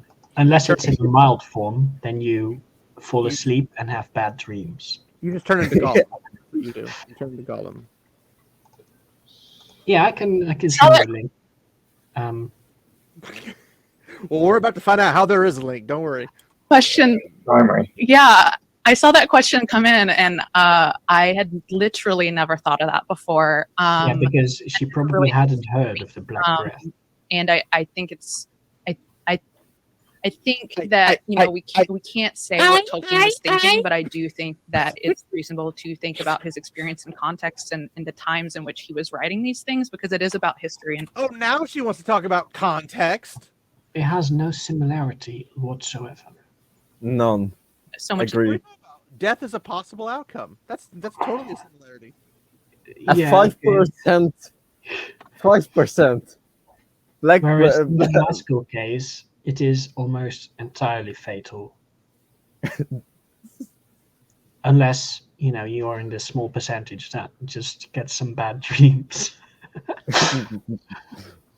It's about history and memory, and so We're not getting I the fourth would- question. Just I would saying. encourage the person who asked that to maybe do some of their own digging, because I had never thought of it. I think that's a really interesting. We do some own digging because I don't know what the black breath is. So, yeah, I don't know what mustard gas is. I don't know the effects of it. That might be more realistic, right? But have you not realized that every time she's asked a question, somewhere in that her response, interesting has popped up? I mean, Yes. I do that all the time as well. It's basically a standard response to reacting to someone asking a question. But then afterwards, you can also answer it instead of dodging it, right? Well, you could. I use You could. intriguing mostly. Intriguing does, yeah, I suppose you could use that word as well. I preferred "it seems to me" or something. Professor John Lennox of mathematics, he likes to say "it seems to me," and I was just like, "Yeah, that sounds about right." Thank you. One final question before Another wrap things impossible. up. Maybe the archive were incomplete. So that's a minute and 20 seconds. Holy crap! That's a Damn. long. Excellent talk. What Well, People were just dying to give questions to this thing. what an excellent talk. I want the I last don't know. question to be like, I don't know "So, what are you talking about?" Yeah. No, but let's be honest. The only people who went here already had the same type of beliefs. So Well, yes, but they'd still be like, I have no idea what just And happened. to be honest, No, also, they had the many handouts. people They had the handouts. are true. They had handouts. They had Oh a my hand- god, I forgot about the But that's not handouts. gonna clear anything up when nothing she said made any sense to the handout. To be fair, though, most of the time in these situations, if you don't understand it, you don't ask a question because you end up looking stupid. If you are of the opinion that the person who is talking about the thing actually knows what they're talking about. The most interesting thing she said was interesting. That's Yeah. literally That's, I suppose that is technically correct. The literally best kind of correct. imagery, analogy, all of the above. It's allegory, all of it. That's all she said. That was interesting. Was Now, interesting. I'm saying if you ask a question here now, saying, "Oh, what are you talking about?" Either you disagree with the entire premise of the talk, in which case, why Or would you might go just be there? outright Or, confused because that's what the outcome was. you have no clue what she's talking about, right? What if somebody asks the questions like, "What about the migratory patterns of African and European swallows?" And she'd be like, No. They would need to adapt it and change it to Gondorian and whatever "What are the other place. Gondorian and Arnorian freaking migration patterns, latent or unlatent?" Yes. Well, she probably knows about one type of swallows. Oh boy, I doubt that. That would revive. That would. Yeah. No. That would require her That to have. requires two people, right? And that seems impossible. Yeah. Valar occupy in this colonial/resettlement reading, especially in relation to the idea that they disturbed the relationship between elves and nature. Did they? Yeah, that is an excellent question. Protected the earth from Morgoth. Interesting. Do it. Do it. I think there's a cool way to look at it because I do think that the The answer that Valar essentially aren't even present for like the 70+% of the story. But it's the Valor's fault. There's colonization. Clearly. Only because they took the people away in the first place. Yeah. They just went back home. That's They not colonization. They forced displacement of these people. Did they though? They did. Because They said, the "Hey, elves you could have to very well just not move, They could. But then as they'd be many disobeying- did. They'd be disobeying the Valar. For example, Those the imperial- Avari didn't go with the Wouldn't it Oronians. be absolutely They just hilarious? stayed if home. Elves never actually went to Valar. All of them are just like, "I'm good, bro." Then they just Yeah. never. That would be quite funny, yeah. That way. It'd be like, now what? And they'd have to go kill Morgoth before They he... lived happily ever after. To the True. end of their days. No, it's not. The Nandor, they didn't continue going with the Valar. The Sindar didn't. We don't talk about them. Okay, that's fair. That's fair. We don't How talk they about what elves? Because I think on Nimrodell's side, it would be a very different answer than it would be on, say, Feanor's side, right? So I would, Feanor I tend to, was one of my born in Valinor. wildly Mandarin perspectives on the Noldor, so I would tend to like, He's a born and bred imperialistic conquestor. But the Valar very specifically wanted him to not go to Beleriand. Mhm. So wouldn't that make them anti-colonial? That's what an imperialist would tell you to make you think they're not imperialist. I don't think that makes sense. Welcome to her Nothing talk. she said makes sense. Yeah, no, fair. say We got that there 28 is some seconds or role of the something. Valor there Burn because through it. they were being called away from where they were. And they could refuse. They weren't called away. A Romic came by and said, "Oh, do you want to see some lights?" And then 3 guys said, "Yeah, sure," and went with him. Basically, yeah. And then they came back and they said, "Oh, they have fancy lights. really Let's good. go." That's the greatest light show I've ever seen in my life. Exactly. Let's go rave. And then Oh, Thingol thought, actually, I'm going to stay here with Melian, fuck the lights, and left the party. Fingal had his priorities straight. Exactly, He knew- yeah. He knew of the Born, mission. Though the narrators of the text were really he understood the assignment. Noldorin were still told that those who stayed behind are lesser than others. That was their viewpoint because how could you see the blessing of the light and then be any less? But if you didn't, you were But they less. didn't think that back then when they stayed behind. Yeah. It's only the Noldor that came from Only when they come Valinor back into Beleriand, because they had learned all sorts of cool tricks from the Valar, making them cooler, I guess, right? Like forging weapons. Yeah. To be fair, they were really good No, at that. to be fair, I think Feanor did that himself. He was the inventor of He weapons, made 600,000 weapons himself. with maybe some inspiration from Melkor. Maybe. I mean, he was inspired through the Dark Heart. But I suppose you couldn't call that the Valar's idea. I think he probably learned the first forgings of swords and then went from those first forging of swords and taught the other smiths. No, how to do he already learned how to forge, and then Melkor said, "Oh, look, there's some people that want to attack you," and then maybe you want some what I'm defenses. saying is, I don't think he made every single Noldor armor and weaponry. Oh no, surely not. That would be ridiculous, right? Yes, it would be, Sage. That's why I was telling you that. But why would you assume that we needed clarification? Because what you said is he did it all, and I said No, no. I said he invented the concept of swords. Yeah. And I said, and then he probably taught everybody else. You're like, no, he did it himself. No, I don't recall that. But I'll maybe. try to back me up here. Yeah, it did sound like that. Did it? Yeah. That's what clarification's for. We use clarification to clear up things. Fair enough. Clarification. You're welcome for my mansplaining to you because you needed it. Anyway, we got 8 seconds. Do you think she's gonna make it? No. Do you think the elven hierarchy in Middle Earth can definitely be pinned in part on the Valar?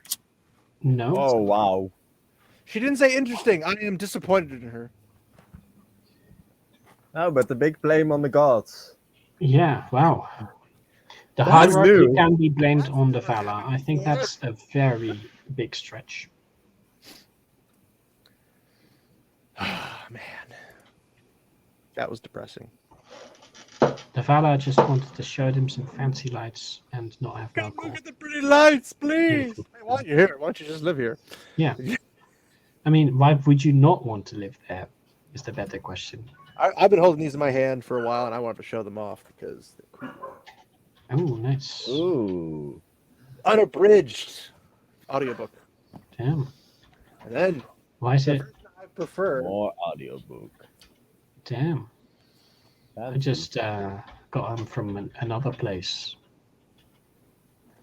Digital That- only. Yeah, these are Don't discs. say the name, Sage. I wanted them all We're to not be- sponsored. I wanted them all to be What in name?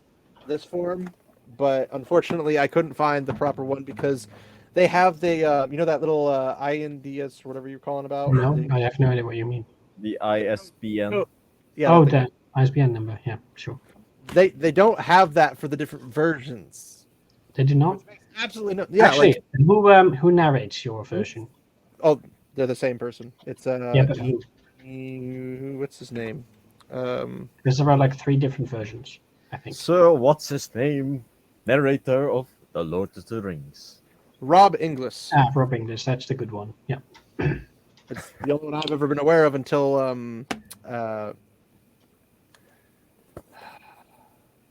Gollum, Blood and Ashes. Gollum? Yeah, Andy Serkis does another one. I want to get my hands on. He Really, does really. another one, but the Rob English version is probably a bit better because it just, it has the It's the original. traditional feel, let's say. And then there's some random guy who makes a theatrical version of it with music and sound effects, which I think is You mean the weird. dramatization? Let's not talk about that one anymore. I actually like the dramatization I do not. as a radio drama.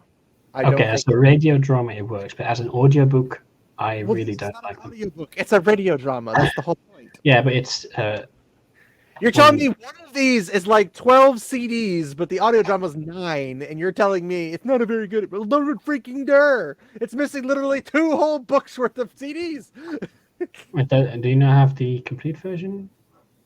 No, I have the unabridged versions. The it's like 13. Yeah, but does it not have the last 2 Lord of books. the Rings: Fellowship of the Ring, which is part 1, alone is 16 discs. Damn.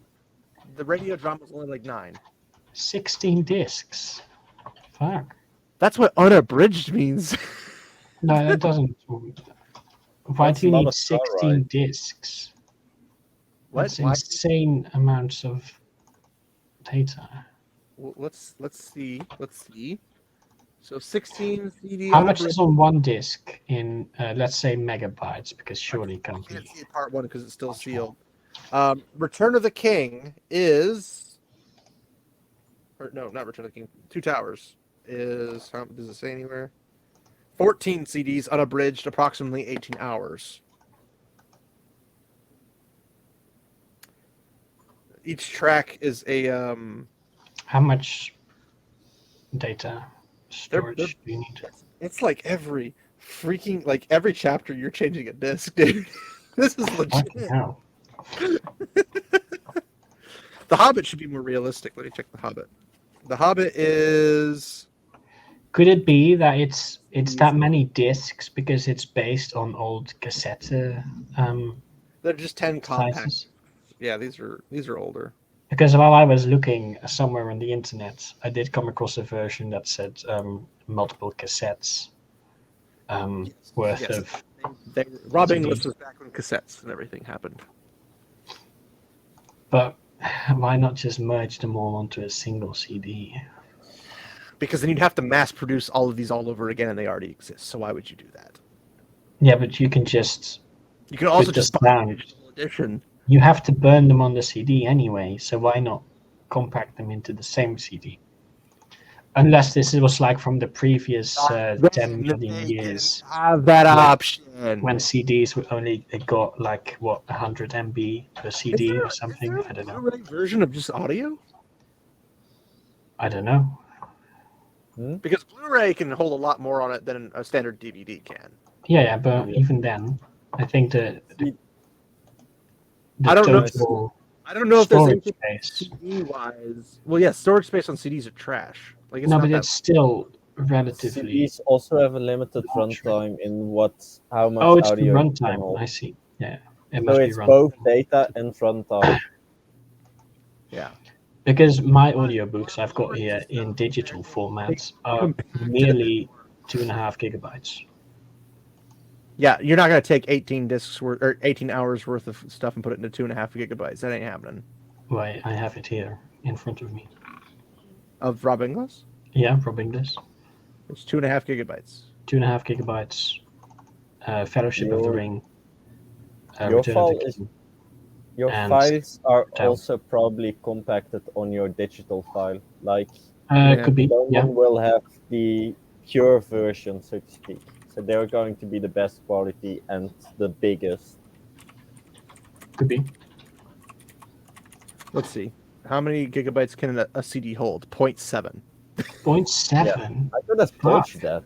I thought that I was thought it more. was 800 A MB. CD holds about 700 megabytes or 0.7 gigabytes.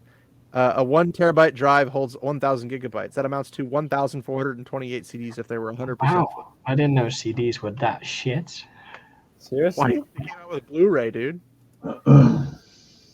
No, but Well, Blu-ray there's is DVD in an between, advancement right? of DVDs, and DVDs can hold a couple of gigs. Well, I know, but like Blu-rays could hold even more than DVDs. Yeah, Yeah, I know. sure. That's what I'm saying. It's The like if they DVDs had- are already if they somewhat had like a 5 gigabytes or something, maybe. If they had a blue, well, that's because the visual files are bigger than obviously Wait. that. But if you had a Blu-ray equivalent for CDs, it would be able to hold a lot more. We call them USBs. But Can Blu-rays also hold music for a CD player? No, right? no, because the Blu-ray requires a Blu-ray machine to read it. Yeah.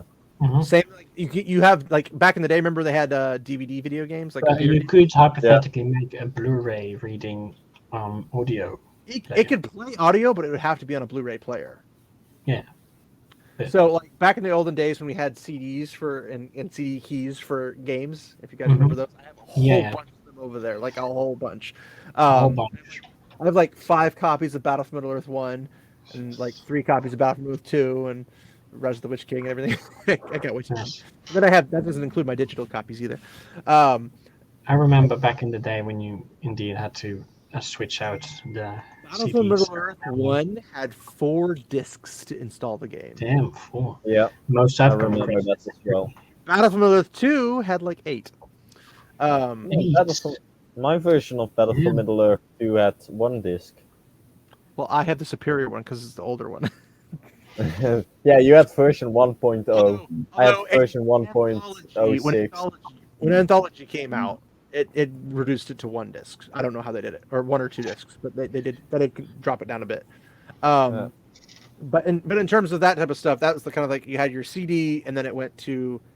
They had DVD for games, but you had to have a DVD driver to be able to read it to install it on your computer. Yeah.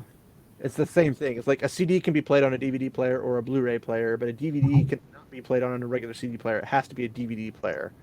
That I Or- knew. And then if you're a Blu-ray, you can't do CD or DVD. It has to be a Blu-ray player. Yeah. Which is why I like the whole 4K concept, because the only edition I do not have of the Lord of the Rings trilogy is 4K. Mostly because it's bloody expensive as all get out. And Mhm. And if you don't have a 4K, I don't have a 4K player, and I don't have a 4K TV, so it doesn't matter. And you have to get all your wires have to be 4K compliant, all that stuff. Like, maybe much when they effort. become cheaper, I'll get one, but like at this point, no. So, anyway, we successfully finished the 3.5 hours. Somehow. 26-minute yeah, video wow. that was literally filled with nothing. Every time we talk or respond to a video like this, everything we talk about is more interesting than anything they talk about in theirs. Yeah, I wonder And why. also somehow more relevant. Popular. Could it be that it's because we actually read the and book? care about the series? Yeah, wow. And we actually have academic skills. Despite none of us Yeah. being academic in that field, I know. I mean, you don't need to be an academic in a specific field to You have don't need to be university academic in applicable. any field to understand anything because you can Yeah, learn okay, everything on YouTube. fair. It's- But Like people the really field is not underestimate- specific. It people doesn't really have its underestimate how unique much skills that you need for it. people really underestimate how much homeschooling you could do off of just YouTube and literally be smarter than anybody with a Harvard degree. Like it's Yeah. insane. Maybe back in the day that was less, even if you had YouTube, I guess. But nowadays that's definitely true. You can easily do it. And are you saying I'm old? Well, no. I'm saying back in the day, Right. people weren't as stupid at the universities.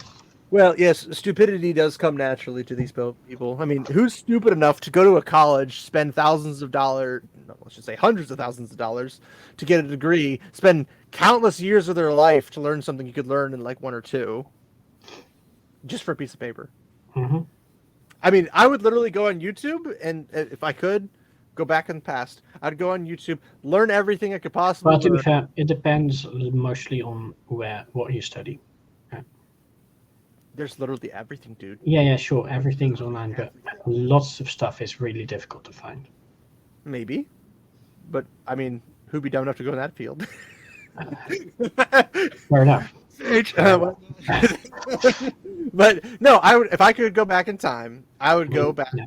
start on YouTube, learn everything I need to know, go to a school, test out of everything, and just graduate instantaneously.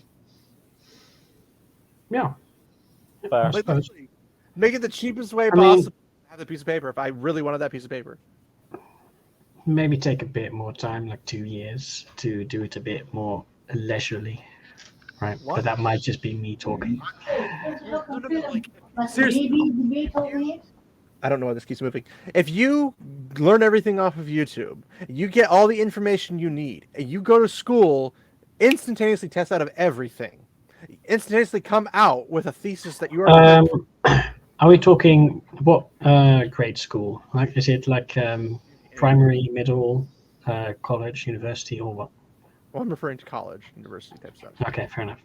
Like, because for I one, mean- as a homeschooler, if I had done I think what that again depends on which field, because some things you can't just remember all completely from the top of your head after. You need to. weaponized autism helps in some areas and hurts. Yeah, in okay, I suppose that's the case. The way I was homeschooled, for example, if I had done the way I was in the last couple of years of high school, but I had started at the beginning, like in 3rd grade, I would have graduated high school by the time I was 12.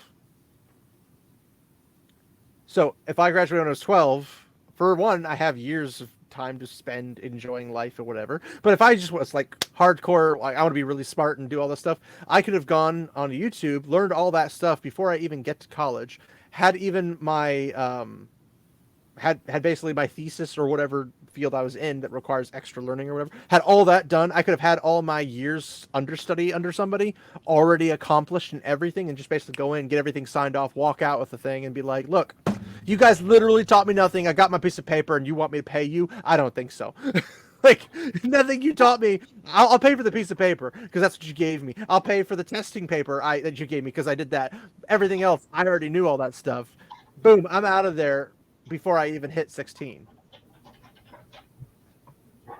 Yeah, if you can do that, that would be ideal, I guess. I mean, that gives me more time to be in the real world, gaining up Mhm. real experience rather than just being that numbskull kid who's like, I have a piece of paper now. I have no idea what I'm doing in real life. Like, that's Yep. literally what college is. So, like, people are like, corporations are like, hey, I want to hire somebody with a degree. That's a must be. It's a must required. This guy's like, Mhm. well, I've been doing this for 30 years without one. But you don't have a degree. You don't understand how to do this. I'm like, yes, 30 Wait a years of minute. experience in this field. I have no idea what I'm doing. Well, here's this guy, greenhorn, coming right out of college with a piece of paper. Oh, that paper's so fresh, like it was freshly cut off of that tree. It was. And then, hey, they have absolutely no work experience. You're hired. It doesn't even make sense. But whatever. I suppose. But thanks, guys, for hanging out with us for this long, arduous, literally pointless video because I don't have any idea what we just thought. Like, Let's hope the next one's a bit more. Well, Focused. I mean, well, I think this one was Not filled with a great whole to lot of debug. nothing. And if there's anything you learn at a college, it's how to fill up a piece of paper with a whole lot of nothing. Like, yeah, I don't know what she thought to get from this thing. Like, does she expect everyone to be like, "Oh, let me throw dollars at you for your wisdom and your knowledge on the topic that didn't really make sense or have any point or purpose"? What was the point? I don't know. But anyway, whatever. Anyway, guys, this is part 2 of Grima's workshop, and I haven't really I have to go back in and look at the entire names and stuff because it's so exciting. Elizabeth King, applying traumatic stress and ecological frameworks in Tolkien's Middle Earth. You Lovely. can thank me later, right? Really far in the future when I'm dead and gone. But yes, that's it for this particular one. What do you got going on, Sage? Nothing. Nothing. Right. That's why he's here every single time we make a video. Exactly. Yeah. He doesn't have anything going on. Arterian, what do you got going on? Since you're gonna probably be here anyway, unless your internet kicks out. Nothing on social media, so nothing Shame. new to report. I'm still waiting for you to come out with a medieval accurate Warhammer armor. That would actually be so dope. I assume that Damn. would take a lot of effort to make, Take though. 10% of your revenue. Just do. It's going to take a lot of money, yeah. No, I said taking 10% of your revenue From what? from YouTube. Like him making that stuff and showing up at freaking cons and stuff. Oh boy, you better believe he'd make money. Yeah. People would be like, "Can you make me one? Here's $60,000." You joke, but I've actually seen I am not the joking, calculation because come I know across, how- yeah. I know how much it costs for Warhammer content. Like freaking just the middies by themselves is like $80. Yeah. Like 4 of them. True. I suppose that does. Those people who are in Warhammer, they've got money to There's a blow. thing there. No, I meant... I've seen people like nerds online when they go to live streams and they're like, "Here's $500 for a Yeah. super chat." People do the weirdest things. You'd have it before any time was over.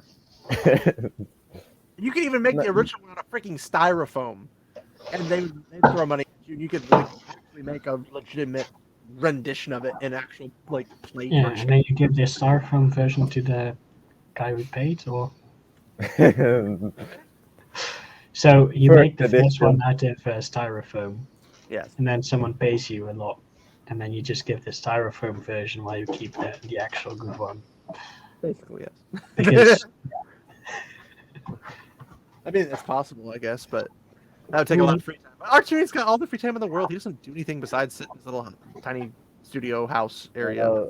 I only ride horses and go to studies and work. I mean, I'm a taxi driver for my family. Tolkien has words for you people: queer and gay.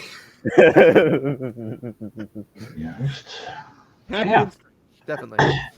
But yes. So yeah, well, thanks guys for hanging out. I mean, if I was a true editor, I'd know how to do a lot more. I had a lot of ideas for this, but that's not going to happen because I am not an editor. So, but thank you guys for hanging out. Hopefully, you had more fun listening to us talk about our usual nonsense of all the details about whatever it is we're talking about, rather than the people who are literally talking about nothing. So, yeah. Thanks everybody for hanging out. Grima's Workshop Part 3 should be coming out hopefully soon. It depends. Last time I tried to upload Part 1 of this, and it took a lot longer than it should have because there kept being issues with the processing thing. So I was not happy with that, but that's why I didn't have as much content coming out in the same time period. And I know not everybody's excited about the long form content, lovely.